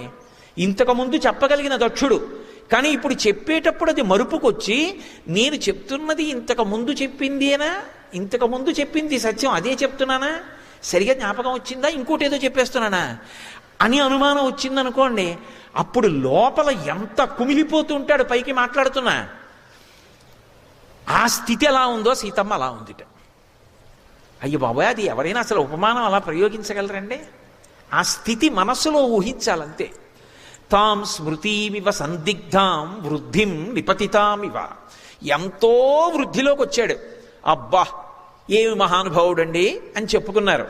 అకస్మాత్తుగా రాత్రికి రాత్రి ఐశ్వర్యమంతా మధ్యపతనం అయిపోయింది. ఆయనే మరునాటి రాత్రి ధనవంతుల యొక్క ఇంటి గోడల నీడలో నిలబడి గుర్తుపట్టకుండా భిక్షాటన చేస్తున్నాడు. ఇంత వృద్ధిలోకి వచ్చి ఐశ్వర్యం ఒక్కసారి మధ్యపతనం అయిపోతే ఎలా ఉంటుందో అలా ఉందిట సీతమ్మ. వృద్ధిం నిపతితామివ. ఎందుకంటే అప్పుడే చెప్పింది, సీతాపహరణం జరిగే ముందే చెప్పింది, ఇంకా మనం అంతఃపురానికి వెళ్ళిపోతాం కదా రామా, ఒకవేళ అది ప్రాణాలతో దొరకకపోతే ఆ జింక శరీరాన్నైనా పట్టండి, నా అంతఃపురంలో పెట్టుకుంటానని. ఎందుకంటే ఆవిడ అప్పటికి పెట్టి సర్దేస్తోంది, ఇంటికి వెళ్ళిపోదామని. అయిపోతోంది ఇంకా సమయం, అమ్మయ్య అరణ్యవాసం అయిపోతోంది అనుకుంటోంది. అనుకుంటున్న ఆవిడ ఇంత కష్టంలోకి వెళ్ళింది. మరి ఆవిడ బాధ ఎలా ఉంటుంది? వృద్ధిం నిపతితామివ విహతామివచ శ్రద్ధ. ఇంతకు ముందు ఆయనకి విశేషమైనటువంటి నమ్మకం దేని మీద? శాస్త్రం మీద, గురువు మీద. గురువు గారి మీద, శాస్త్రం మీద ఉన్న విపరీతమైనటువంటి నమ్మకాన్ని, తిరుగులేని నమ్మకాన్ని శ్రద్ధ అని పిలుస్తారు. శంకరాచార్యులు వారు శ్రద్ధ అన్న మాటకు వ్యాఖ్యానం చేస్తూ, శాస్త్రస్య గురువాక్యస్య సత్యబుద్ధ్యావధారణాత్ సా శ్రద్ధ కరితా సిద్ధి యయా వస్తూపలభ్యతే అంటారు. గురువు గారు తిరుగులేదు, ఇంకా గురువు గారు చెప్పారంటే సత్యం, శాస్త్రం చెప్పింది పరమసత్యం. తిరుగులేని నమ్మకం ఎవడికి ఉంటుందో వాడు శ్రద్ధావంతుడు అని పిలుస్తారు. ఒకప్పుడు ఒక వ్యక్తి అటువంటి శ్రద్ధ కలిగిన వాడు. ఇప్పుడు శాస్త్రం ఏమిటి, గురువుగారు ఏమిటండి అని తన విచ్చలవిడిగా తిరుగుతున్నాడు. ఆయన్ని చూస్తే ఎలా ఉంటుందో అలా ఉందిట సీతమ్మ. ఎందుకని? ఒకప్పుడు రాముడి చేత, లక్ష్మణుడి చేత రక్షింపబడుతున్నటువంటి దుర్నిరీక్షురాలైనటువంటి తల్లి ఇవాళ అటువంటి స్థితిలో ఉంది. అందుకే తాం స్మృతిమివ సందిగ్ధాం వృద్ధిం నిపతితామివ విహచామివత శ్రద్ధ ఆశాం ప్రతిహతామివ. తప్పకుండా ఈ పని అయిపోతుంది అనుకున్నాడు. అమ్మయ్యా ఈ పని అయిపోతుంది, ఇంకా మనకేమీ బెంగలేదు అనుకున్నాడు. చిట్ట చివరకు వచ్చేసింది, పూర్తి వ్యతిరేకంగా జరిగింది. అయిపోతుంది అనుకున్న పని. ఇప్పుడు ఆ వ్యక్తి ఎలా ఉంటాడు, అతని ముఖం ఎలా ఉంటుంది? అలా ఉందిట సీతమ్మ. ఆ తల్లి యొక్క మనస్థితిని చెప్తారు. తాం నీలకేశీం బింబోష్ఠీం సుమధ్యాం సువ్యవస్థితాం సీతాం పద్మపలాసాక్షీం మన్మథస్య రతిర్యథ. ఇది పవిత్రమైనటువంటి హృదయం అంటే. రావణుడు సీతమ్మని చూస్తాడు, హనుమ సీతమ్మనే చూస్తున్నారు. ఇద్దరు చూస్తున్నది ఆవిడ్నే. కానీ హనుమ చూస్తే ఎలా ఉంటుందో చూడండి. తాం నీలకేశీం, ఓ మా తల్లి జుత్తు నల్లగా ఎంత దీర్ఘమైనటువంటి కేశపాశం, దానికో నమస్కారం. అమ్మవారు మా తల్లి, నా రామచంద్రమూర్తి నా తండ్రి, నా తండ్రి యొక్క భార్య నా తల్లి. మొదటిసారి చూస్తున్నాను మా అమ్మని జీవితంలో, ఇప్పటి వరకు చూడలేదు. తాం నీలకేశీం బింబోష్ఠీం. ఎందుకు ఇవన్నీ? మా స్వామి మహాందగాడు, పుంసామోహన రూపాయ పుణ్యశ్లోకాయ మంగళం, ఆయనకి తగిన ఇల్లాలు మా అమ్మ. ఆ భావనతో చెప్తున్నారు. బింబోష్ఠీం, ఎర్రదొండ పండు వంటి పెదవి కలిగినది. సుమధ్యాం, చక్కని నడుము, సన్నటి నడుము కలిగినది. సువ్యవస్థితాం, మా తల్లి కూర్చుంటే అపసవ్యంగా అస్తవ్యస్తంగా కాకుండా ఎంత పద్ధతిగా కూర్చుందో చూడండి. సువ్యవస్థితాం సీతాం పద్మపలాసాక్షీం. మా అమ్మ కన్నులు ఇంత కష్టంలో ఉండి ఎరిపెక్కలేదే. ఇప్పటికీ మా అమ్మ కళ్ళు పద్మాలు ఎలా ఉంటాయో అలా ఉన్నాయే అనుగ్రహ శక్తితో. పద్మపలాసాక్షీం మన్మథస్య రతిర్యథ. మన్మధుడికి రతీదేవి ఎలాగో రామచంద్రమూర్తికి మా అమ్మ అలా కదూ. ఇద్దరు ఒక్కలాంటి వాళ్ళు కదూ. అనుగ్రహ శక్తిలో, ఆకారంలో, రూపసౌందర్యంలో ఒకరికొకరు తగినవారు. ఏమి మా తల్లి? మాన్యాగురు వినీతస్య లక్ష్మణస్య గురుప్రియా ఇది సీతాపి దుఃఖార్త కాలోహి తొరతిక్రమ. ఆర్షవాక్కు. రామాయణం జ్ఞాపకం పెట్టుకుంటే, రామాయణం చదువుకుంటే ప్రతి చిన్న కష్టానికి మనిషి విచలితుడు కాడు. అదొక్కటి చాలదండి. జీవితం అంటే వడ్డించిన విస్తరీ కాదు, పూల పాన్పు కాదు. అకస్మాత్తుగా వచ్చేవే కష్టాలు, ఆపదలు. కానీ ఎదురొడ్డి ధైర్యంగా నిలబడిన వాడెవడో వాడు జీవితంలో తట్టుకుని నిలబడగలిగినటువంటి మొనగాడు. వాడి చరిత్ర పుటలకెక్కుతుంది. వాడు ఆదర్శవంతుడై లోకానికి నిలబడతాడు. అంతేకాని చిన్న కష్టం వస్తే విచలితుడైపోయినటువంటి వాడు, నేల పడిపోయినటువంటి వాడు, మట్టి ముద్ద చేయిజారిపోతే నేల మీద పడితే ఇక పైకి లేవదు. బంతి చేయిజారి కింద పడితే మళ్ళీ పైకి లేస్తుంది. అలా లేవాలంటే మనసులో ఉత్సాహం ఉండాలి. అందుకు కదూ అంటారు నిన్న, అనిర్వేద శ్రియోమూలం అనిర్వేద పరం సుఖం అనిర్వేదో హి సతతం సర్వార్థేషు ప్రవర్తక కరోతి సఫలం జన్మో కర్మయత్తత్ కరోతి సహ తస్మాన్ అనిర్వేద కృతం యత్నం చేష్టేహేముత్తమం. ఇంతకన్నా చెప్పగలిగిన విషయాలు ఎక్కడైనా ఎవరైనా చెప్పిన ఉంటాయా? సత్యం వద ధర్మం చర. ఆకాశము భూమి ఈ మధ్యలో చెప్పాలి తప్ప దాటి చెప్తావా, కిందకెళ్ళి చెప్తావా? సనాతన ధర్మంలో చెప్పబడని విషయాలు చెప్పగలిగిన వాడు ఉండడు. ఎందుకంటే సమస్తము సనాతన ధర్మమునందే చెప్పారు. ఎంతో అద్భుతంగా చెప్పారు వ్యక్తిత్వ నిర్మాణం గురించి నిజంగా. అందుకని ఆ తల్లి గురించి చెప్తున్నారు. ఆమె ఎవరు అంటే మాన్యా గురు వినీతస్య లక్ష్మణస్య గురుప్రియ, గురువుల చేత శిక్షింపబడినటువంటి బుద్ధి కలిగినటువంటి వాడు లక్ష్మణస్వామి. ఆయన సామాన్యమైనటువంటి భక్తుడు కాడు. ఆయన యొక్క భక్తి అనితర సాధ్యం. ఆయన బుద్ధి అంత గొప్ప బుద్ధి. రామాయణం చదివితే అబ్బా ఏమి లక్ష్మణస్వామి, ఏమి భక్తి అనిపిస్తుంది నిజంగా. అటువంటి లక్ష్మణస్వామి చేత గౌరవింపబడినటువంటి తల్లి. తెల్లవారి లేస్తే మొట్టమొదట సీతారాముల పాదములకు నమస్కరించేవాడు ఆయన. సీతమ్మ అంటే అమ్మే. తల్లి సుమిత్రని విడిచిపెట్టేశాడు. మా వదినమ్మ నాతో ఉంది, చాలు మా వదినమ్మ నా తల్లి అనుకున్నాడు. ఈ దేశంలో వదినమ్మ అంటే కన్న తల్లిలా చూడడం ఎంత గొప్ప సంప్రదాయమో, వదినమ్మ పక్కనుంటే అమ్మని మించి ఉంటుంది అని. నిజంగా ఆ లక్ష్మణస్వామి ఏమైపోయాడో అని ఆ తల్లి ఎంత ఏడ్చిందో నిజంగా. అసలు రామాయణము కుటుంబ వ్యవస్థ అని మాట్లాడితే ఓ కుటుంబం అంటే ఇలా బ్రతకాలా అనిపిస్తుంది. అటువంటి లక్ష్మణస్వామి చేత గౌరవింపబడినటువంటి తల్లి. రాముడికి ఇద్దరే పక్కన.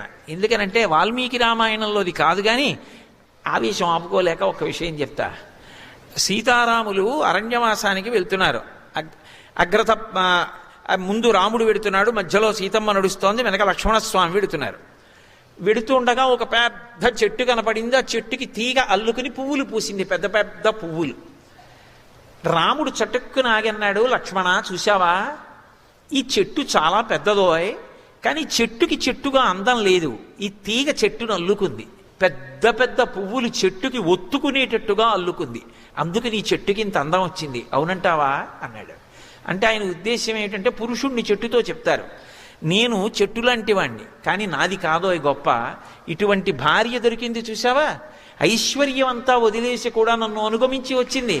మీ వదిన వల్ల నా మనశ్శాంతి, ఆమె నా జీవితానికి భద్రత, ఆమె వలన ప్రశాంతంగా ఉన్నాను. ఇటువంటి భార్య దొరకడం కన్నా అదృష్టం ఏముంటుంది అన్నాడు.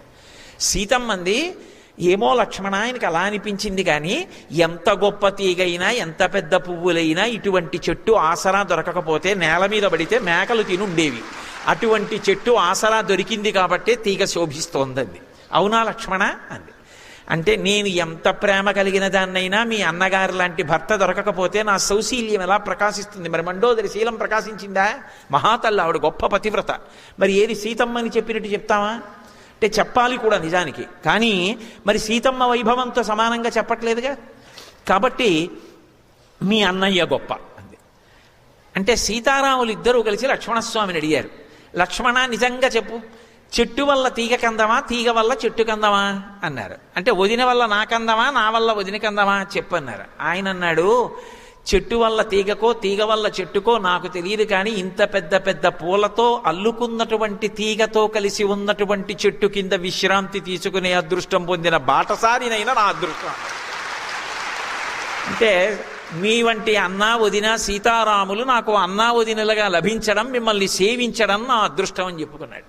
ఒక రోజున అరణ్యవాసంలో లక్ష్మణస్వామిని పిలిచి రామచంద్రమూర్తి అసలు వెళ్ళిపోదాం అనుకుంటున్నాడేమో చూద్దామని చెప్పి, ఏదో ఇంటి దగ్గర కౌసల్య చాలా కష్టపడుతూ ఉంటుంది, సుమిత్ర కష్టపడుతూ ఉంటుంది, భరతుడు వచ్చేసి ఉంటాడు, పట్టాభిషేకం అయిపోతుంది, బాధపడుతూ ఉంటుంది, నువ్వు వెళ్ళిపో రక్షించన్నాడు.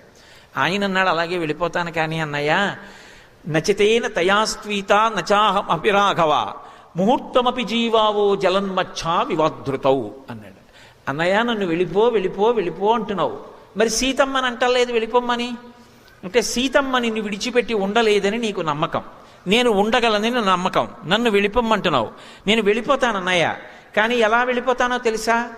నేను వెనక్కి తిరిగి వెళ్ళిపోతున్నప్పుడు, వెనక్కి తిరిగి చూస్తున్నప్పుడు ఎంతసేపు నువ్వు లీలామాత్రంగా కనపడతావో అంతసేపు మాత్రమే ప్రాణములతో ఉండి ఇక నీ దర్శనం నాకు ఆగిపోగానే ఎలా చనిపోతానో తెలుసా?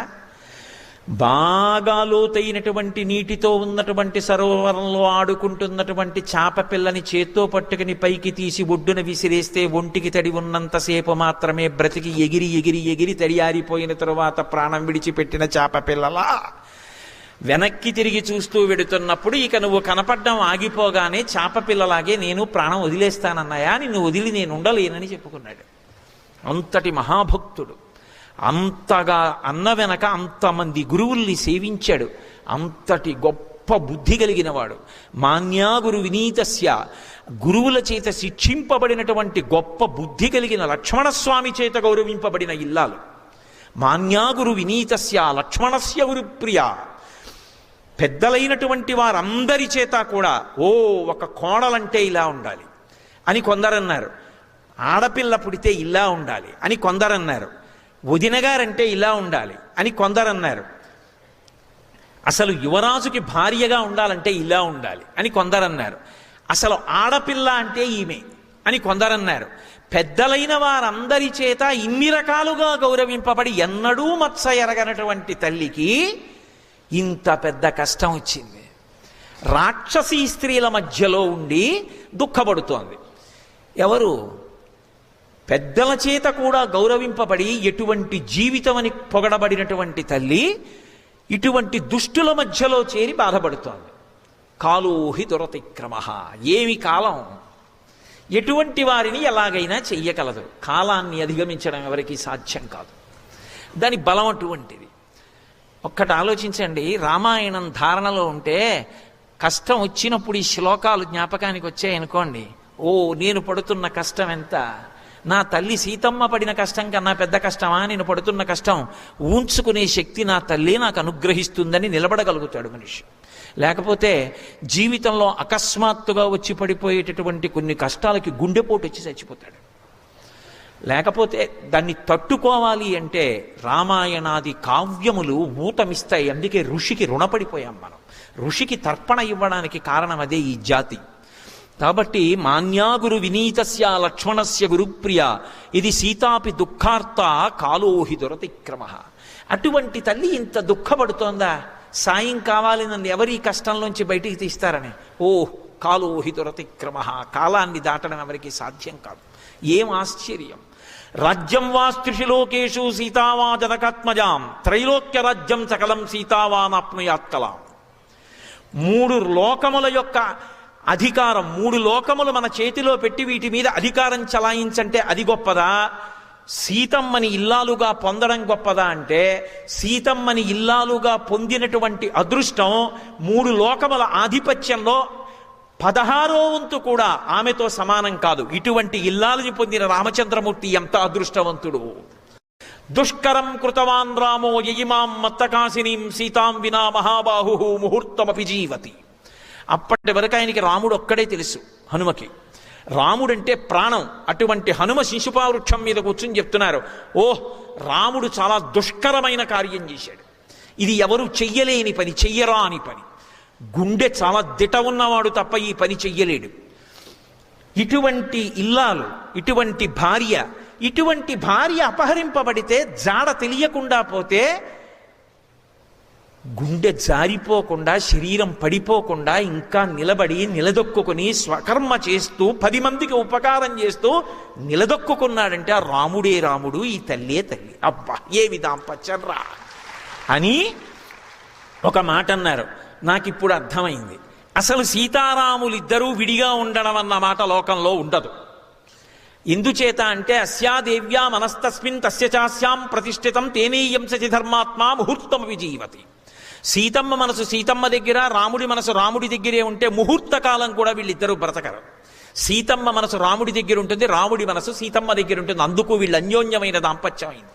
అందుకే ఇప్పటికీ శుభలేఖ వేస్తే జానక్యాహ కమలామలాంజలి పుటేయాహ పద్మరాగాయితాహ న్యస్తా రాఘవ మస్తకే చ విలసత్కుంద ప్రసూనాయితాహ స్రస్తా శ్యామలకాయ కాంతి కలితా యాయింద్రనీలాయితాహ ముక్తాస్తా శుభదా భవంతు భవతాం శ్రీరామ వైవాహికాహ. ఈ శ్లోకం లేకుండా శుభలేఖ వెయ్యరు సంప్రదాయం. ఎందుకో తెలుసా? దాంపత్యం అంటే సీతారాములే, వాళ్ళిద్దరే దంపతులు. ఎందుకంటే మనుష్యులుగా వచ్చి అన్యోన్య దాంపత్యం అంటే పక్క పక్కన కూర్చున్నంతసేపు సంతోషంగా ఉండడం కాదు. అంత కష్టం వచ్చినా ఆయన మీద ఎంతమంది కాంతలు వ్యామోహం చెందిన సీతమ్మ యందు వినా నా కామము వేరొకరి యందు లేదు అని నిలబడిన మహాపురుషుడు రామచంద్రమూర్తి. అంతటి రావణాసురుడి ఐశ్వర్యం అంతా చూపించిన అంత కష్టంలో ఉన్న మనసులో కూడా అన్యభావన పొందనటువంటి తల్లి సీతమ్మ. వాళ్ళిద్దరి మనసులు అలా కలిసి ఉంటాయి ఎప్పుడు. అందుకే దాంపత్యం అంటే సీతారాములే. కంచి కామకోటి పీఠాధిపత్యం వహించిన మహాపురుషులు అపరశంకరాచార్యుల వారు, ప్రాతస్మరణీయులు చంద్రశేఖరేంద్ర సరస్వతి మహాస్వామి వారు రామాయణం మీద ఒకసారి అనుగ్రహ భాషణం చేస్తూ, ఏ ఇంట శుభలేఖ సీతారాముల మీద శ్లోకం లేకుండా వెయ్యకూడదు, అది దోషమని చెప్పారు. పెద్దలు తమ బిడ్డలకు అనుకూల దాంపత్యం కావాలని కోరుకుంటే తప్పకుండా సీతారాముల మీద శ్లోకంతోటే శుభలేఖ ఉండి తీరాలి అని. కాబట్టి దాంపత్యం అంటే సీతారాములే. స్వామి హనుమ యొక్క తీర్పు, అస్యాదేవ్యా మనస్తస్మిన్ తస్య చాస్యాం ప్రతిష్ఠితం తేనేయం సచి ధర్మాత్మా ముహూర్తం అభిజీవతి. ఒకరి మనసు ఒకరి దగ్గర ఉండి ఉంటే వాళ్ళిద్దరూ బ్రతికుండేవారు కాదు. ఆయన మనసు ఆవిడ దగ్గర, ఆవిడ మనసు ఆయన దగ్గర ఉంది, అందుకు బ్రతికున్నారు. ఏమి దాంపత్యం సీతారాములంటే. అసలు శ్రీరామాయణము దాంపత్యములు అని ఒక ప్రసంగం చేశామనుకోండి. గౌతముడు అహల్య, రావణుడు మండోదరి, తారావాలి, రుమ సుగ్రీవుడు, దశరథుడు కౌసల్య సుమిత్ర కైకేయి, సీతారాములు. అందరిలో చిన్నవాళ్ళు ఎవరు? సీతారాములు. అసలు దాంపత్యం అంటే ఏమిటో సీతారాములే. నాకు అప్పుడప్పుడు అనిపిస్తూ ఉంటుంది, అక్కర్లేని పేరాశో అర్హత లేని ఆలోచనలు. అసలు పెళ్లి చేసుకుందాం అనుకున్న వాళ్ళందరినీ కూర్చోబెట్టి రామాయణము దాంపత్య వైభవము అని ముహూర్తాలకు ముందు ప్రసంగం చేస్తే అసలు దాంపత్యం అంటే ఇదిరా అని అర్థం అవుతుంది, ఇలా బ్రతకాల్లా ఉందనిపిస్తుంది అనిపిస్తుంటుంది. అక్కర్లేని ప్రతి చిన్న విషయానికి దెబ్బలాడుకునే దంపతుల్ని చూస్తే, రామాయణం చూస్తే అసలు దంపతులు ఎలా మాట్లాడుకోవాలో ఒకళ్ళతో ఒకళ్ళు రామాయణం చూస్తే అర్థం అవుతుంది. ఎంత గొప్పగా మాట్లాడుకుంటారో ఇద్దరు. అసలు చాలా చోట్ల మాట్లాడుకోరు. ఆయన సీత అంటే ఆవిడకి అర్థమైపోతుంది, తెస్తున్నా ఉత్తరీయం అంటుంది. అటువంటి దాంపత్యం సీతారాములు. బాలకాండ పూర్తి చేస్తూ మహర్షి తీర్పిచ్చారు సీతారాముల దాంపత్యం. సరే, ఇప్పుడు మళ్ళీ ఆ విషయాల తోలికన్నీ ఎందుకు గానండి, సుందరకాండోడు పూర్తి చేస్తే గొప్ప. కాబట్టి అస్యాదేవ్యా మనస్తస్మిన్ తస్య చాస్యాం ప్రతిష్ఠితం తేనేయం సచి ధర్మాత్మా ముహూర్తం అభిజీవతి అని ఒక అద్భుతమైనటువంటి విషయం. సుముహూర్తమివధ్యాత్వా భాష్ప పర్యాకులీక్షణ సీతామాశ్రిత్య తేజస్వి హనుమాన్ విలలాప. వలవల వలవల వలవల ఏడి చేస్తున్నారా అన్నట్టుగా కళ్ళంబట ధారలుగా నీళ్లు పడిపోతున్నాయి హనుమకి. ఎందుకు అంటే లోపల ఆత్మని పరదేవతా స్వరూపంగా దర్శనం చేసినటువంటి యోగి యొక్క ఆనంద భాష్పాలు కన్నుల వెంట ఇలా కారిపోతుంటాయి. అందులో ఇక కదలిక ఉండదు. ఆ ధ్యానంలో, ఆ సమాధి స్థితిలో కన్నుల వెంట నీరు కారిపోతుంటుంది. అందుకే విలలాపహ, ఏడుస్తున్నారా అన్నట్టుగా ఉన్నారు, ఏడవట్లేదు. అవి ఆనంద భాష్పాలు. ఒకటి మహాతల్లి బ్రహ్మ విద్యాస్వరూపిణి అయినటువంటి జగన్మాత దర్శనమైనటువంటి ఆనంద భాష్పాలు కాదు కాదు. ఆ తల్లి యొక్క దైన్యాన్ని చూసి కళ్ళల్లోంచి కారుతున్న నీళ్లు కాదు కాదు. మా రామచంద్రమూర్తి ఇల్లాలు ఇంత గొప్పదా, ఇన్నాళ్ళు నాకు తెలియదు అబ్బా అని పొందినటువంటి ఆనందం బాహ్యంలో కథాపరంగా కాదు కాదు. ఆ తల్లి యొక్క రూపాన్ని చూస్తే ఇంత కష్టంలో ఉండి కన్నెర్రబడలేదే, ఏమి ఓర్పు నా తల్లిది, ఆ తల్లికిచ్చిన కితాబు కాదు కాదు. ఒక యోగి ఆ జగన్మాత దర్శనం చేసినప్పుడు అంగప్రత్యంగములలో ఉండేటటువంటి కాంతుల యందు తాదాత్మ్యత చెందినప్పుడు ఆనందం లోపల పట్టక పైకి ఉబికి నిండిపోయినటువంటి బింది ఇక నీరు పట్టక అంచుల వెంట ధార పడిపోతే ఎలా ఉంటుందో అలా లోపల పట్టని ఆనందము ఇక కందుల వెంట ధారలుగా పడిపోతే ఆ స్థితి హనుమ. ఇన్ని సౌందర్యాల్ని ఒక్క శ్లోకంలోకి తీసుకురావడం వాల్మీకి మహర్షి కవితా సౌందర్యం. కాబట్టి సుముహూర్తమివధ్యాత్వా భాష్ప పర్యాకులేక్షణ సీతామాశ్రిత్య తేజస్వి హనుమాన్ విలలాప. అస్యాదేవ్యా యథారూపమంగ ప్రత్యంగ సౌష్ఠవం రామస్య చ యథారూపం తం చేయమసితేక్షణ. ఇది ఒక పరమాద్భుతమైన శ్లోకం సుందరకాండలో. అస్యాదేవ్యా యథారూపం అంగ ప్రత్యంగ సౌష్ఠవం రామస్య చ యథారూపం. రాముడు ఎలా ఉంటాడో సీతమ్మ అలా ఉంది. పైకి అన్వయం, రాముని యొక్క అంగప్రత్యంగముల సౌష్ఠవం ఎంత అందంగా ఉంటుందో, ఆ చేతులు ఎలా ఉండాలో, వేళ్ళు ఎలా ఉండాలో, గోళ్ళు ఎలా ఉండాలో, కాళ్ళు ఎలా ఉండాలో, నడుము ఎలా ఉండాలో, గుండెలు ఎలా ఉండాలో అలా ఉంటాడు రాముడు. సాముద్రికానికి సరిపోయేటట్టు అలా ఉంది మా తల్లి బాహ్యం. ఆంతరం సీతమ్మలో రాముడు కనపడుతున్నాడు. అది ఏమిటి? అలా ఎక్కడైనా కనపడతారా? కోటేశ్వరారు మీ మేనకోడలు అచ్చు మీలా ఉందండి, దానికి ఏదో కొంత అర్థం ఉంటుంది. మీ మేనల్లుడు మీలా ఉన్నాడే, అర్థం ఉంది. మీ అబ్బాయి మీలా ఉన్నాడే, అర్థం ఉంది. మీ అమ్మాయికి కొంచెం మీ పోలికలు ఉన్నాయి, అర్థం ఉంది. మీ ఆవిడ అచ్చు మీలా ఉంటుంది, అసంభవం. సీతమ్మ రాముళ్ళే ఎలా ఉంటుంది? ఒక్కనాటికి ఉండదు. కానీ తత్వత ఏమిటో తెలుసా? విశ్వనాథుణ్ణి ఎక్కడ చూస్తారు? విశ్వంలోనే చూడాలి. విశ్వమునందు విశ్వనాథుణ్ణి చూడాలి. విశ్వాన్ని వదిలి విశ్వనాథుడు ఎక్కడ కనపడతాడు? ఆయన అంతటా నిండిపోయి ఉన్నాడు. ఆపాతాళ నభస్థలంత భవన బ్రహ్మాండమా విస్ఫుర జ్యోతిస్ఫాటికలింగమౌళి విలసత్పూర్ణేందువంతామృతై హస్తోకప్లుతమేకమీశమనిశం రుద్రాను వాకాన్ జపం ధ్యాయే దీప్సిత సిద్ధయే ధ్రువపదం విప్రోభిషించేత్యవం బ్రహ్మాండ వ్యాప్త దేహ అంటోంది యజుర్వేదం. అంతటా ఆయన నిండిపోయి ఉన్నాడు.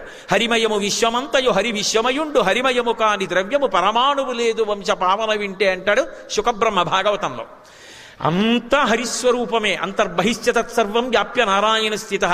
ఆ యోగికి విశ్వము కనపడదు, అంతటా విష్ణువు కనపడతాడు. అందుకే విష్ణు సహస్రనామానికి మొదటి నామం విశ్వం.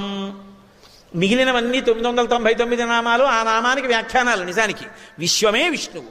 విశ్వం విష్ణుర్వషట్కారో భూత భవ్య భవత్ప్రభు అని కదూ. విశ్వమునందు విశ్వనాథుణ్ణి చూడాలి, అమ్మవారి యందు అయ్యవారిని చూడాలి. అందుకే సౌందర్యలహరిలో శంకరాచార్యుల వారు గొప్ప చమత్కారం చేశారు. అమ్మవారి చుబుకానికి పోలిక చెప్పలేకపోతే పరమశివుట్ట అమ్మవారి ముఖం అద్దంలా ఉందని ఇలా గడ్డాన్ని అద్దానికి ఉండే పిడిలా ఉంటే అది పట్టుకుని ఇలా ఎత్తి చూసేట. చూస్తే ఇప్పుడు ఆవిడ ముఖం అద్దంలా ఉంటే ఆవిడ ముఖంలో ఎవరు కనపడతారు? ఆయనే కనపడతాడు. అంటే అమ్మవారు ప్రకృతి స్వరూపిణి అయితే అమ్మవారిలో అయ్యవారు కనపడుతున్నారంటే విశ్వమునందు విశ్వనాథుడు కనపడుతున్నాడు. నా అద్దం ముందు నించుంటే నా అద్దంలో నా బింబమే ప్రతిబింబంగా కనబడినట్టు. ఇప్పుడు సీతమ్మ యందు రాముడు కనపడ్డాడంటే యోగిగా దర్శనాన్ని పొందుతున్నారు. ఇన్ని విషయాలు ఒక శ్లోకంలోకి బాహ్యంలో కథకి సరిపోయేటట్టు సంసార తరణముతో సుందరకాండ సమానమని చెప్పే రచన చెయ్యాలంటే మహానుభావుడు వాల్మీకి దక్కింది. అటువంటి ఋషి పరంపరలో అటువంటి ఋషులిచ్చినటువంటి వాంగ్మయానికి వారసులమై రామాయణానికి మేము వారసులం, రామాయణం మేము చదువుకుంటాం, రామాయణం చెప్పుకుంటాం, రామాయణం మా జాతికి చెందినది అని చెప్పుకునేటట్టు పుట్టడానికి ఎన్ని కోట్ల జన్మల అదృష్టం చేసుకుంటే ఈ దేశంలో పుట్టుంటాను. ఎన్ని జన్మలెత్తినా ఈశ్వర ఈ రామాయణ భారత భాగవతములకు వారసుడిగా ఈ దేశమునందే పుట్టెదనుగాక. కాబట్టి అస్యాదేవ్యా యథారూపమంగ ప్రత్యంగ సౌష్ఠవం రామస్య యథారూపం తం చేయమసితే క్షణ తుల్యశీలా వయోవృత్తాం తుల్యాభిజనలక్షణాం రఘవోర్హతి వైదేహీం తం చేయమసితే క్షణ. ఆయన అంటున్నారు పైనుంచి చూసి, దాంపత్యం అంటే ఇది.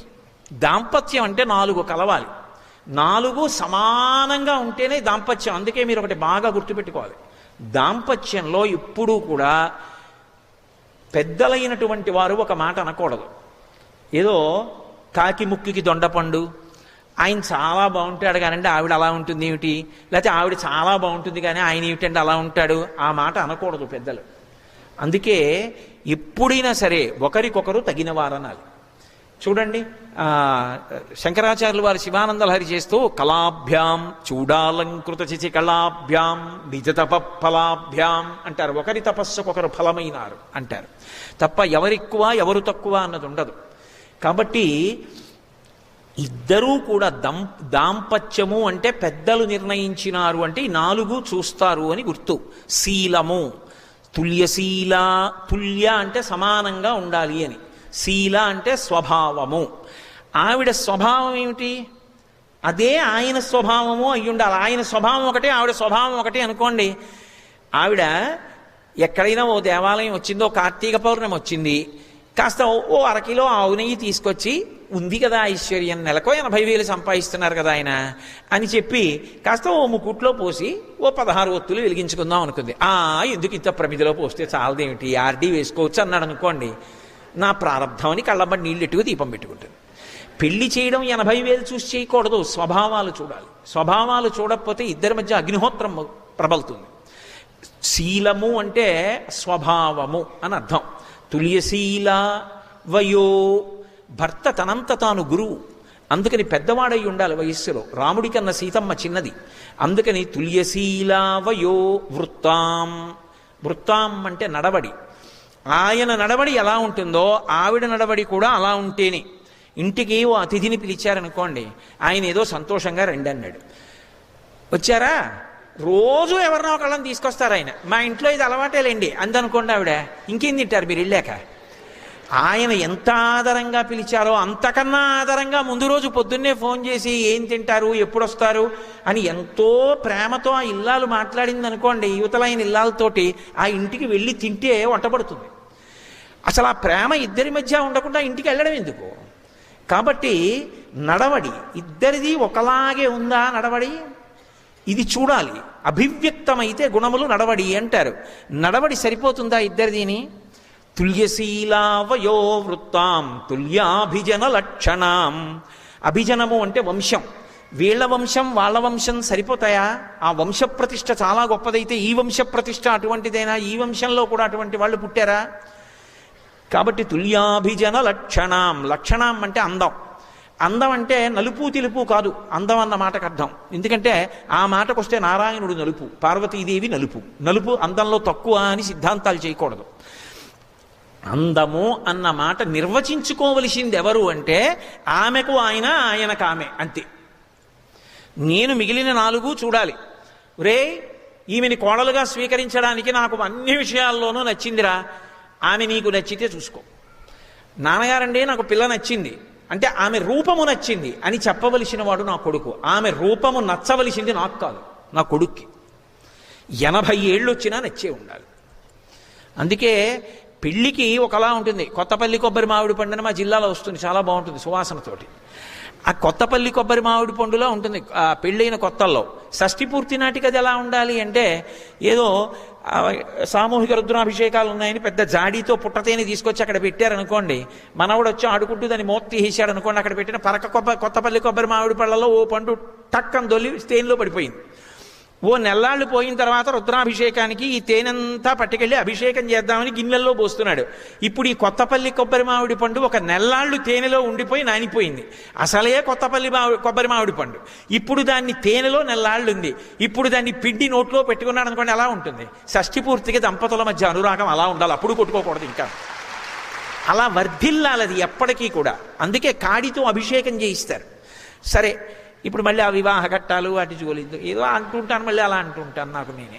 కాబట్టి ఆ అందం ఇద్దరికి ఒకరికొకరు నచ్చారా, అది వాళ్ళ మధ్య విషయం, మనకు అనవసరం. అందుకే అన్నాను, అక్కర్లేనటువంటి పెడసరపు మాటలు ప్రయోగించకూడదు ఇతరులు దాంపత్యమనందు. కాబట్టి తుల్యాభిజన లక్షణం రాఘవోర్హతి వైదేహీం. ఆ రాఘవుడికి ఈ వైదేహి తగినది. ఆయన రఘువంశానికి చెందినవాడు, ఈమె విదేహ వంశానికి చెందింది. మీకు ఏమిటో ఈ శ్లోకాలు చెప్తే వచ్చిన బాధ ఏమిటంటే మనసులోంచి తన్నుకొస్తుంది. ఇవన్నీ చెప్తావు కానీ అసలు వాళ్ళిద్దరూ తగిన వారిని ఓ ప్రమాణం చూపించు అని. ఇద్దరి యొక్క నడవడిలో గొప్పతనం ఏమిటో తెలుసా? రాముడంటే రాముడి నడవడి సీతమ్మకి ఎంత ఇష్టమో సీతమ్మ నడవడి అంటే రామచంద్రమూర్తికి అంత ఇష్టం. ఎందుకంటే ఇద్దరి స్వభావములు ఒకటై ఉంటాయి. ఇద్దరి స్వభావము ఆర్తత్రాణపరాయణత్వం, ధర్మం. ఈ రెండే ఇద్దరికీ కావాలి. అందుకే ఇద్దరు అలా నిలబడగలిగారు. నేను మీకు ఒక ఉదాహరణ చెప్తా. సీతమ్మ భూమిలోంచి పైకొచ్చిన తరువాత ఆమెని వీర్యశుల్కగా ప్రకటించాడు జనకుడు. వీర్యశుల్క అంటే పరాక్రమం చేత గెలుచుకోవాలి. శివధనస్సుని ఎక్కుపెట్టిన వాడెవడుంటాడో వాడికే ఇచ్చి వివాహం చేస్తానన్నాడు. దేవతల దగ్గర నుంచి ఎందరో వచ్చారు, ఎవ్వరూ ఎక్కుపెట్టలేకపోయారు. ఎక్కుపెట్టలేక ఓడిపోయిన వాళ్ళందరూ సంఘం పెట్టుకుని జనక మహారాజు గారి మీదకి యుద్ధానికి వచ్చారు. అసలు నీ పిల్లని ఎవరికి ఇవ్వవా అని. ఆయన ఏం చేశాడంటే తపస్సు చేసి దేవతా సైన్యాన్ని సహాయం తీసుకుని వీళ్ళందరినీ ఓడించాడు. ఎవరికి ఇవ్వాలి అంటే శివధనస్సు ఎక్కుపెట్టిన వాడికే ఇస్తానన్నాడు. ఇది బాలకాండలో చెప్పలా ఈ రహస్యం. నిజంగా రాముడు వచ్చాడు. జనకుడు అన్నాడు, పగతిర్మానుషానంచ ధనుషర్ష ప్రపూరణే ఆరోపణే సమాయోగే వేపనే తొలనేపివా అన్నాడు. మనుష్యుడు ఈయన ఎక్కువ పెడతాడా, పిల్లాడు దేవతలు ఎక్కువ పెట్టలేదు, వీడేమి ఎక్కువ పెడతాడన్నాడు అని విశ్వామిత్రుడు వంక చూసి ఆయన మీద భయంతో గౌరవంతో ఎక్కువ పెట్టబోయ్ అన్నాడు. ఆ మందసం తెప్పించి తీశాడు మహానుభావుడు, ఎక్కువ పెట్టాడు. పెళపెళ ధ్వనులతో విరిగిపోయింది ధనస్సు. అక్కడ స్పృహలో ఉన్నటువంటి వాళ్ళు కేవలం నరులే. ఒకటి విశ్వామిత్రుడు, 2 రాముడు, 3 లక్ష్మణుడు, 4 జనకుడు. ఈ నలుగురే. 5వ వాడు స్పృహలో లేడు అధ్వనికి. ఇప్పుడు స్వర్ణ కలశంతో నీళ్లు పట్టుకుని గబగబా వచ్చాడు. ఇది సీతమ్మకి తెలుసు, శివధనుర్భంగమైంది, రాముడికి ఇస్తారు నన్నని. గబగబా వచ్చి, రామా కన్యాదానం చేస్తాను, అన్నమాట నిలబెట్టుకుంటాను, వీర్యశుల్క, అందుకని నా కూతుర్ని నీకు ఇస్తున్నాను అన్నాడు. ఆయన చేయి పట్టలేదు. ఆయన అన్నాడు, దీయమానాం నతుతదా ప్రతిజగ్రాహ రాఘవ అవిజ్ఞాయ పితుశ్చంధ అయోధ్యాధిపతే ప్రభో అన్నాడు. ఈ మాట ఎక్కడొచ్చిందో తెలుసా? బాలకాండలో లేదు ఇది. అయోధ్యకాండ చిట్ట చివరిలో సీతారాములిద్దరూ కలిసి అనసూయమ్మ ఆశ్రమానికి వెళ్ళారు. అత్రి మహర్షి ఆశ్రమం అనరు, అనసూయమ్మ ఆశ్రమం అంటారు. ఆ తల్లి పాతివ్రత్యంతో అంత పేరు తెచ్చుకుంది. అక్కడికి వెడితే అనసూయమ్మ అడిగింది, నీ కళ్యాణం గురించి ఏదో చాలా చమత్కారంగా చెప్పుకుంటూ ఉంటారు సీత, ఏది చెప్పు అంది. ఏదైనా ఒక్క పెడసరపు మాట అంటుందేమో చూద్దామని. అనదని తెలుసు అనసూయమ్మకి. ఒక పతివ్రత వైభవం, అంత చిన్న పిల్ల పరిణతి పొంగిపోవడానికి అడిగింది ఆ ప్రశ్న. సాధారణంగా ఇంతమంది పెళ్లి చేసుకోవాలనుకున్న పిల్ల కన్యాదానం చేస్తానంటే రాముడు అన్నాడు, సీతమ్మ చెప్పింది ఈ మాట, అమ్మా రాముడు ఏమంత తొందరగా నన్ను పెళ్లి చేసుకోలేదు, ఏదో శివధనుర్భంగం చేస్తే జనకుడు ఇచ్చేశాడు అంటుంటారు లోకంలో, అంత తొందరగా నన్ను చేపట్టాడు అనుకుంటున్నావా? చేపట్టలేదు. మా నాన్న పట్టుకెళ్ళి కన్యాదానం చేస్తానని జలకలశం తీసుకొస్తే ఆయన అన్నాడు, ఇవ్వడానికి నువ్వెవరు, పుచ్చుకోవడానికి నేనెవరు? అదేం కలం కాదు, కాగితం కాదు, జీవితాంతం నా పక్కన నిలబడవలసినటువంటి ధర్మపత్ని. నా పక్కన ధర్మపత్నిగా ఉండి నా జీవితంలో అనుసరించి నా వంశాన్ని పెంచడానికి, నా మనసుకి శాంతి కలిగించేటటువంటి శాంతి స్థానంగా ఆమె భార్యగా ఉండవచ్చా ఉండకూడదా నిర్ణయించగలిగిన అధికారం ఈ భూమండలం మొత్తం మీద నన్ను కన్న తండ్రిదొక్కడిదే. తండ్రిని కాదని పెళ్లిలో స్వతంత్రించి నేను తీసుకోను. మా నాన్నగారికి కబురు చేయి, అవిజ్ఞాయ పితుశ్చంధ అయోధ్యాధిపతే ప్రవోహో, మా నాన్నగారు అంగీకరించకపోతే నేను తీసుకోనన్నాడు. కబురు చేశాడు మహానుభావుడు జనకుడు. వచ్చాడు దశరథుడు, పెద్దవాడు, వృద్ధుడైపోయాడు. ముందు ఆయన కూడా తొందరగా రాలా. ఆయన వెంటనే వశిష్ఠాది మహర్షుల్ని పిలిచాడు. పెళ్లి విషయంలో నిర్ణయాన్ని రేపు చెప్తాం, ఎల్లుండి చెప్తాం అనకూడదు. ఇదితో రోచతే వృత్తం, మీకు జనకుడి యొక్క ప్రవర్తన మంచిదేనా మీకు తెలుసా? ప్రవర్తన మంచిదైతే చెప్పండి, బియ్యం అందడానికి వెడదాం అన్నాడు. చాలా మంచిది మాకు తెలుసున్నంత వరకు, అయితే బయలుదేరండి. మా భూత్కాలస్య పర్యయ, ఆలస్యం చేయకూడదు, మీరు ముందు వెళ్ళండి, మీరు ఓపికన్న వాళ్ళు ముందు వెళ్ళండి, పెద్దవాణ్ణి అంత గబగబా ప్రయాణం చేయలేను, వెనకొస్తానన్నాడు. ఆఖరికి మిథిలా నగరాన్ని చేరారు. అప్పుడు కూడా జనకుడు దశరథుడు కూర్చుని నిర్ణయించుకోవాలి.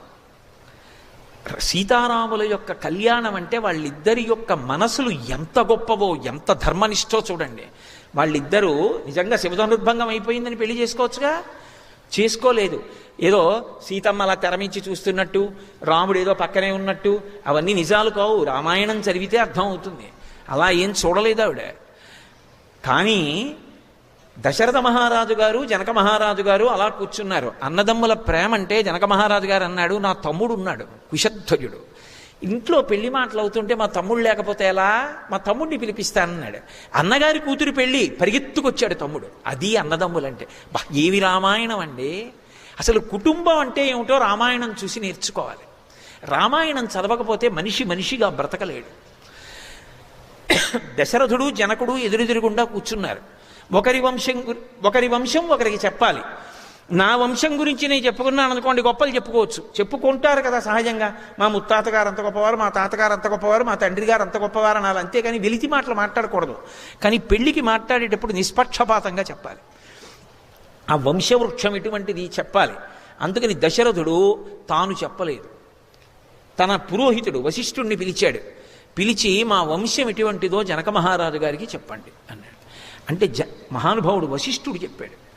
అసలు ఈ ప్రపంచమేమీ లేదు, అవ్యక్తం అంటే వ్యక్తము కాలేదు నామరూపాత్మకంగా, అలా ఉండేది ఒకప్పుడు. ఆ అవ్యక్తము నుంచి బ్రహ్మగారు వచ్చారు. బ్రహ్మగారికి మరీచి కొడుకుగా వచ్చాడు. అవ్యక్తము బ్రహ్మ, మరీచి, మరీచికి కశ్యపుడు, కశ్యపునికి సూర్యభగవానుడు కలిగాడు, సూర్యభగవానుకి మనువు కలిగాడు, మనువుకి ఇక్ష్వాకువు, ఇక్ష్వాకువుకి కుక్షి, కుక్షికి వికుక్షి, వికుక్షికి బాణుడు, బాణుడికి అనరణ్యుడు, అనరణ్యుడికి త్రిశంకువు, అనరణ్యుడికి పృథువు, పృథువికి త్రిశంకువు, త్రిశంకువుకి దుందుమారుడు, దుందుమారుడికే యమనాశ్యుడని ఒక పేరు. ఆయనకి సుసంధి, సుసంధికి ధ్రువసంధి ప్రసేనజిత్ అని ఇద్దరు కొడుకులు.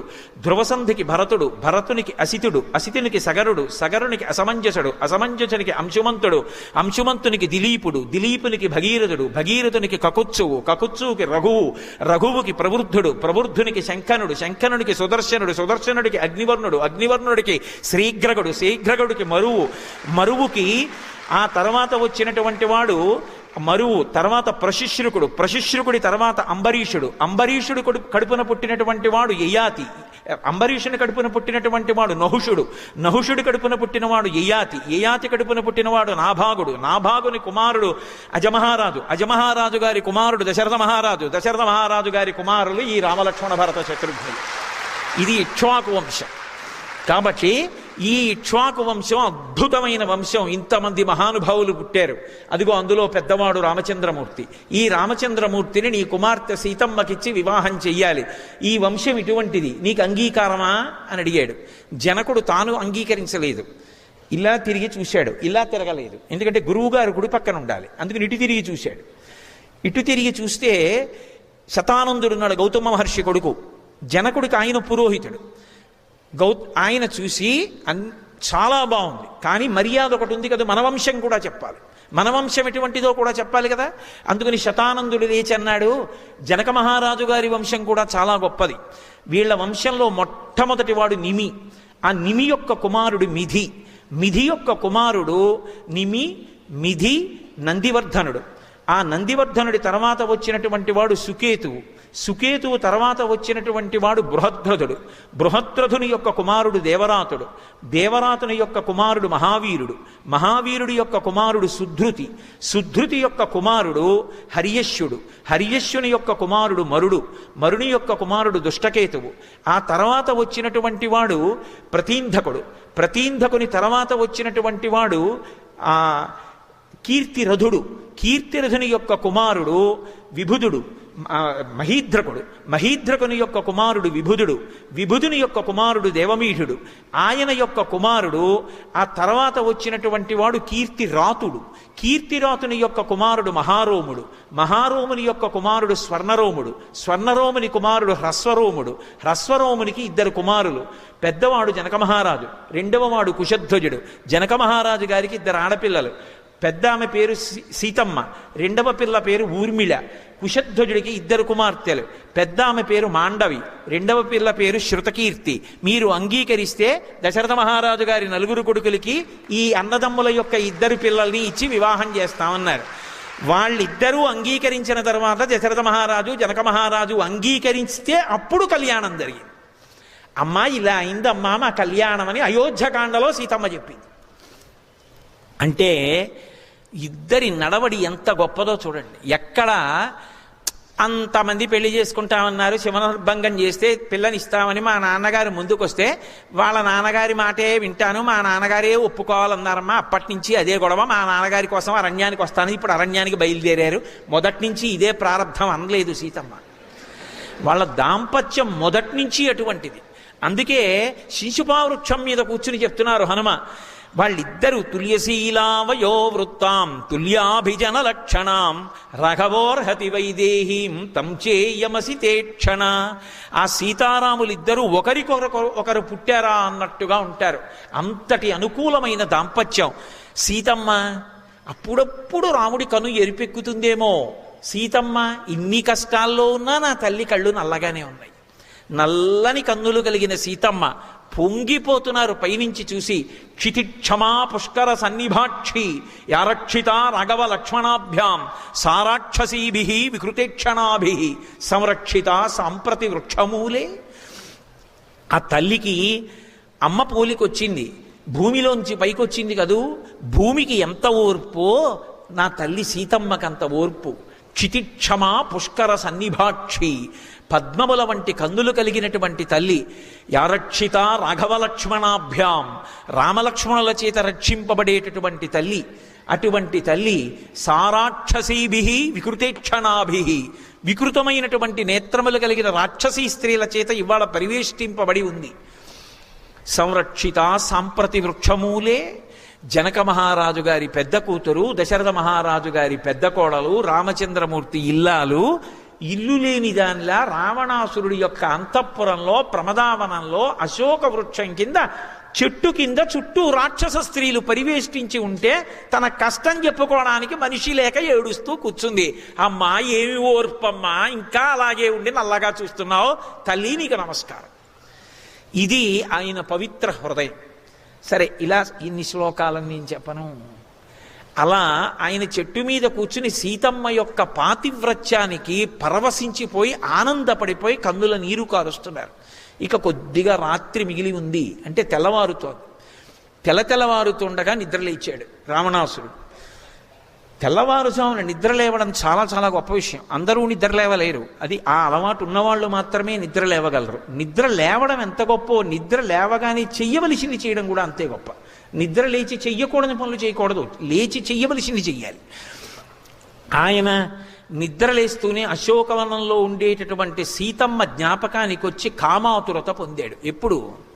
తెల్లవారుజామున. అది బ్రహ్మముహూర్తం. కేవలముగా దేవతల్ని ఆరాధించవలసినటువంటి సమయం. వేదం చదువుకోలేదా? చదువుకున్నాడు. తెలియదా? తెలుసు. కానీ కామాతురత పొంది జారిపోతున్నటువంటి బట్టని పైకి లాక్కుని విలాసంగా వ్రేలాడుతున్నటువంటి ఉత్తరీయం అంగదానికి తగులుకుంటే దాన్ని సరుదుకుంటూ అశోకవనానికి బయలుదేరాడు. కొంతమంది కాంతలు బంగారు కాగడాలు పట్టుకుని అనుగమించారు. కొంతమంది స్త్రీలు మెడలో చిక్కుబడినటువంటి హారాల్ని సర్దుకోకుండా జారిపోతున్నటువంటి మొలనోళ్లతోటి, జారిపోతున్నటువంటి వస్త్రాలతోటి, తిరుగుడు పడుతున్నటువంటి కామపూరితమైన నేత్రములతోటి నిద్ర సరిపోక తూలుతూ, కొంతమంది మద్యాన్ని సేవించినది ఇంకా విరగక, కొందరు పౌర్ణమి నాటి చంద్రమండలం లాంటి తెల్లటి గొడుగు పట్టుకుంటే వెనక ఎప్పుడు మధ్యలో అక్కడికి వెళ్లే లోపల తాగుతాడోనని బంగారు పాత్రలో మద్యాన్ని పట్టుకుంటే, మధ్యలో నీళ్లు తాగుతాడేమోనని ఒక సుందరి బంగారు పాత్రలో నీళ్లు పట్టుకుంటే, ముందు కాగడాలు చూపిస్తూ మృదంగధ్వని అంటే మంగళవాద్యం వెడుతుంటే విలాసంగా బయలుదేరి ఆయన పాలసముద్రాన్ని మదించినప్పుడు వచ్చినటువంటి నురుగా అన్నటువంటి మలినం లేని వస్త్రం కట్టుకుని, ఇన్ని కట్టుకుంటే ఆవిడకు కావాలి, ఆవిడెలా ఉంది అక్కడ తన వల్ల, బయలుదేరి వెడుతున్నాడు. మహర్షి భలే చమత్కారంగా మాట్లాడతారు. ఆయన అన్నారు, సకల్ప వృక్ష ప్రతిమో వసంత యువమూర్తిమాన్ శ్మశాన చైత్య ప్రతిమో భూషితోపి భయంకర అన్నారు. ఆయన అలంకారాలు చూస్తే నిద్రపోయి లేచినా సరే చేతిలో చెరుకు విల్లు లేనటువంటి మన్మధుళ్లా ఉన్నట్ట, నడిచి వస్తున్నటువంటి వసంత ఋతువులా ఉన్నట్ట, కదిలి వెళ్ళిపోతున్న కల్పవృక్షంలా ఉన్నట్ట. ఇక్కడ వరకు బాగా చెప్పారు. చివరన్నారు, సకల్ప వృక్ష ప్రతిమో వసంత యువమూర్తిమాన్ శ్మశాన చైత్య ప్రతిమో భూషితోపి భయంకర. ఆవిడ అందుకని వ్రీడితాం దుఃఖ సంతప్తాం పరిమ్లానాం తపస్వినీం గ్రహాణాంగారకేణేవ పీడితా వివరోహిణీం అన్నారు మహర్షి. అలా సర్దు కూర్చుంది. ఆయన వస్తూనే మొట్టమొదట ఒక మాట అంటాడు, సర్వధర్మో ఓ భీరుహు అని పిలిచాడు. భీరుహు అంటే పిరికిదానా అంటే ఆయన ఉద్దేశ్యం ఏంటంటే, నీ మనసులో ఒక పిరికితనం ఉంది, నువ్వు నా పాంపు చేరడానికి నీకు అభ్యంతరం లేదు, కానీ ఎవరికైనా తెలుస్తుందని అనుమానపడుతున్నావు. కానీ ఇక్కడ తెలుసుకుని చెప్పడానికి మనుష్యులు లేరు. ఇక్కడ ఉన్నవాళ్ళు రాక్షసులు. రాక్షసులు మగవాళ్ళు కూడా లేరు, రాక్షసీ స్త్రీలు ఉన్నారు. వీళ్ళందరూ కూడా నా ఆజ్ఞని ఔదలదల్చేవాళ్ళు. కాబట్టి నువ్వు నా పాంపు చేరితే ఎలా తెలుస్తుంది? ఎందుకు బెంగ పెట్టుకుంటావు? ఎందుకు భయపడతావు? భయపడకు. అసలు ఆవిడ అలా అనుకుందా అంటే వంచన చెయ్యడానికి ఎలా మాట్లాడతాడో చూడండి. అవతల వారి మనసు మీద ప్రభావం చూపించేటట్టుగా, అవతల వారిని పాడు చేసేటప్పుడు మొట్టమొదట మాటలతో మొదలుపెట్టి అవతల వాళ్ళ జీవితాన్ని సర్వనాశనం చేసేటటువంటి మాటలు చెప్పేటటువంటి విశ్వవిద్యాలయం ఉంటే దానికి తనంత తాను నియమింపబడిన ఉపకులపతి ఎవరైనా ఉంటే రావణ బ్రహ్మ. అంత గొప్పగా మాట్లాడతాడు. స్వధర్మో రక్షసాం భీరు సర్వధైవన సంచయ గమనం వా పరస్త్రీణాం హరణం సంప్రమధ్యమా. రాముడు ధర్మాత్ముడు అంటుంటావే సీత, నేను కాదా ధర్మాత్ముణ్ణి? నేనెంతటి ధర్మాత్ముణ్ణి? రాక్షసులకి ధర్మం ఏమిటి? తనకి నచ్చినటువంటి కాంతను అనుభవించాలి, పరుల యొక్క భార్య అని చూడకుండా అపహరించి తీసుకురావాలి. నేను చేశానా లేదా? నేను ధర్మాత్ముణ్ణి కాను? స్వధర్మో రక్షసాం భీరు సర్వధైవ రసంతయ గమనం వా పరస్త్రీణాం హరణం సప్రమధ్యమ. ఇదంతే చారు సంజాతే యవ్వనం వ్యతివర్తతే యదతీతం పునర్నైతి శ్రోత శీఘ్రమపామివ. సీత, బెట్టు చేస్తున్నావు నేను ఇంతలా బ్రతిమాలుతుంటే, ఇలాగే నువ్వు కూర్చుంటే యవ్వనం ఉండిపోతుంది అనుకుంటున్నావా? యవ్వనం ప్రవహిస్తున్నటువంటి నది లాంటిది, ముందుకెళ్ళాక ఇక వెనక్కి రాదు. కాలములో యవ్వనం పోతే రాముడు ఎలుకోడు, నేను ఎలుకోడు, వృద్ధురాలివై మిగిలిపోతావు. ఈ పరువం ఉండగా నా పాంపు చేరు. ఎంత దారుణమైన మాటలు మాట్లాడతాడో. తల్లి ఎంత బాధపడుతుంది ఈ మాటలు విని. అందుకే తన పాపాన్ని తాను వండుకున్నాడు మాటల చేత. ఒకడు మాటల చేత భవిష్యత్ బ్రహ్మ అవుతున్నాడు, ఒకడు మాటల చేత తన మృత్యువుని తాను తెచ్చుకుంటున్నాడు. మాట ఈశ్వరుడు ఇచ్చాడు, కానీ ఆ మాట నువ్వు ఎలా వాడుకుంటావన్న దాని చేత నీ అభ్యున్నతి ఉంటుంది. సుందరకాండ యొక్క తీర్పు. సుందరకాండ వాగ్వైభవం. అందుకే కాబట్టి ఏవం చైతతు కామంతు నస్త్వాం స్పృక్షామి మైథిలీ కామం కామ శరీరం మే యథా కామం ప్రవర్తితాం. సీత, నేను నిజంగా దోషం చెయ్యాలి అనుకుంటే ఇక్కడికి రాముడు రాలేడు. సంశయం ఉన్నాడో లేడు. నేను నిజంగా నిన్ను పొందాలి అనుకుంటే ఎవరు ఆపగలరు? కానీ నేనెంత ధర్మాత్ముడినో చూసావా? నిన్ను నేను బలవంతంగా పొందను. నీ అంత నువ్వు నా యందు అనురక్తవ కావాలి, నువ్వు నా పాంపు చేరాలి. అప్పటి వరకు నిన్ను నేను ముట్టుకోను. ఇది యథార్థం కాదు అంటే అబద్ధమని చెప్పడానికి నేను ఈ విషయాన్ని చూపిస్తున్నాను. ఉత్తరాఖండలో ఉన్న విషయం. ఆయన ఒకానొకప్పుడు యుద్ధం చేసి కైలాస పర్వత శిఖరం యొక్క యువతలో ఉన్నటువంటి పార్శ్వం మీద నిలబడి ఉన్నాడు. రంభ అలంకారం చేసుకుని వెడుతోంది. ఆయన దుర్బుద్ధి అటువంటిది. చటుక్కున రంభ చెయ్యి పట్టుకున్నాడు. పట్టుకుంటే ఆవిడంది, యుక్తాయుక్త విచక్షణ లేదా? నేను నీ కోడలనంది. నువ్వు నాకు ఎలా కోడలని అడిగాడు. నీకు అన్నగారు కుబేరుడు, మీ ఇద్దరూ విశ్రవసోబ్రహ్మ యొక్క కుమారులు. ఆయన పేరే వైశ్రవణుడు. నేను ఆయన కుమారుడైన నలకూబరుని యొక్క భార్యని. కాబట్టి నేను నీకు కోడల్ని. కోడల పట్ల కామంతో ఉండొచ్చా? ఇంతకన్నా సర్వనాశనం అవ్వడానికి వేరు కారణం ఉంటుందా అని అడిగింది. నువ్వు అప్సర స్త్రీవి, నీకు భర్తృత్వం ఏమిటి, నీకు ఒక భర్త ఏమిటి అని బలవంతంగా అనుభవించాడు ఆవిడ. ఆవిడ వెళ్ళి నలకూబరుడికి చెప్పింది. నలకూబరుడు వెంటనే శాపం ఇచ్చాడు. ఇక పైన నీ యందు అనురక్త కాని స్త్రీని నువ్వు అనుభవిస్తే నీ తల 7 వ్రక్కలైపోతుందని. అందుకు సీతమ్మ జోలికి వెళ్ళాడు. కట్టుబాటు ముందే జరిగిపోయింది అక్కడ. అది చెప్పడు, దాస్తాడు.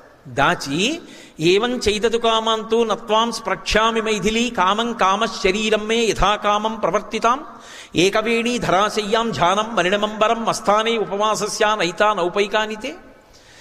ఎందుకు ఒంటి జడ వేసుకుంటావు? ఎందుకు భూమి మీద పడుకుంటావు?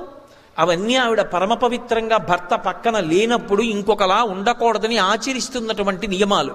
పరమధర్మాత్మురాలు, పరమపతివ్రత. ఆమె ఎందు కామంతో మాట్లాడుతున్నాడు. ఏకవేణి ధరాశయ్యాం ధ్యానం మలినమంబరం.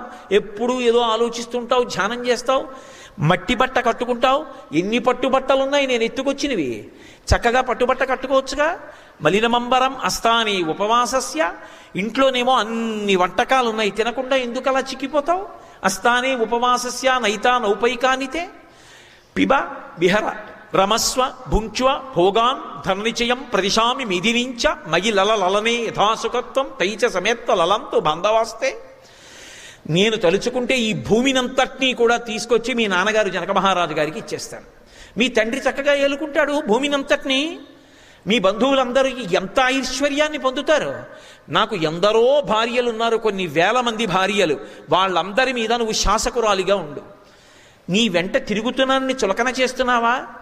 నా ఎందు ప్రీతితో చూడు. అసలు నా వంక చూడడానికి అంత వైముఖ్యంతో ఉంటామే అని.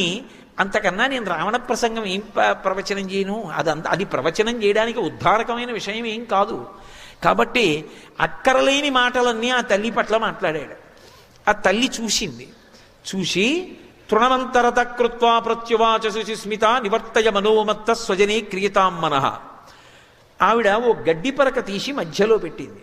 ఎందుకంటే ఒక మహాపతివ్రత పరపురుషుడితో మాట్లాడేటప్పుడు తనను కామించి ఉండి చూడకూడని చూపు చూస్తున్న వాడితో సరాసరి మాట్లాడకూడదని మధ్యలో ఏదైనా అభ్యంతరం ఉండాలని ఓ గడ్డి పరక నుంచింది.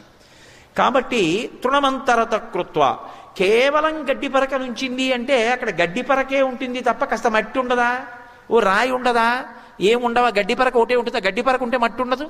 మరి మట్టిని ఎందుకు వాళ్ళ, గడ్డి పరకని ఎందుకు వాలింది అంటే ఆమె పరమధర్మాత్మురాలు. ఆమె ఏం భీరువు కాదు, ఆయన చెప్పినట్టు పిరికిది కాదు. ఆమెకి ధర్మం అంతా తెలుసు. మనకి వేదంలో ఒక మాట ఉంది, సహస్రపరమాదేవి శతమూలా శతాంకుర సర్వగుంహరతు మే పాపం దుర్వాదు స్వప్ననాశిని అని. గరిక ఉంటుంది. గరిక వంశాభివృద్ధికి ప్రతీక. అందుకే గరిక చూడండి, మొదట్లో వేళ్ళు ఉంటాయి, ఆ తర్వాత మళ్ళీ ఇలా ముందుకెడుతుంది, మళ్ళీ వేళ్ళు వస్తాయి, మళ్ళీ ముందుకెడుతుంది, మళ్ళీ వేళ్ళు వస్తాయి. తాత ముందు తను తండ్రి అవుతాడు, తర్వాత తాత, తర్వాత ముత్తాత, ఆ ముందుకి కొడుకు తాత, కొడుకు కొడుకు తండ్రి, వాడు మనవడు, మళ్ళీ మనవడు తండ్రి, మళ్ళీ వాడి కడుపున పుట్టినవాడు కొడుకు, మళ్ళీ వాడు తండ్రి, వీడు తాత. అలా ముందుకి వేళ్ళు ఉంచుకుంటూ ఉంటుంది, వెడుతూ ఉంటుంది గరిక.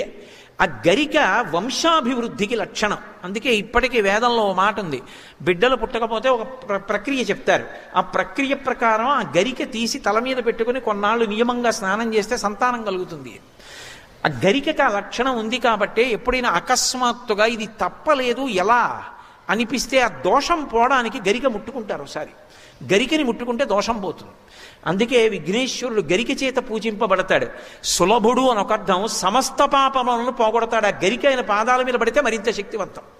కాబట్టి అందుకు వేదం సహస్రపరమాదేవి శతమూలా శతాంకుర సర్వగుంహరతు మే పాపం దూర్వాదు స్వప్ననాశిని అంటుంది. శతాంకుర అన్ని అంకురములతో వెడుతూ ఉంటుంది. అందుకు గడ్డి పరక ముట్టుకుంది. కాముకుడైన రావణుడితో మాట్లాడిన పాపము నాకు సంక్రమించకుండుగాక. 2, ఆమె గడ్డి పరకను ఎందుకు పెట్టిందంటే ఒకానొకప్పుడు కాకాసురుడు అమ్మవారి యొక్క వక్షస్థలం మీద గాఢ వేస్తే రామచంద్రమూర్తి ఒక్క గడ్డి పరకని తీసి బ్రహ్మాస్త్రాన్ని అభిమంత్రించి విడిచిపెడితే కాకి 3 లోకములు తిరిగి వచ్చి మళ్ళీ రాముడి పాదముల మీద పడి శరణాగతి చేసి తనను తాను రక్షించుకోవలసి వచ్చింది. నా జోలికొస్తే ఒక గడ్డి పరక మీద బ్రహ్మాస్త్రాన్ని అభిమంత్రించాడు. ఈ గడ్డి పరక చాలు నిన్ను చంపడానికి రావణ, జాగ్రత్త. అందుకు గడ్డి పరక పెట్టింది. అంతేకాదు, మనుష్యులకైతే అన్నం పెడతారు, పశువుల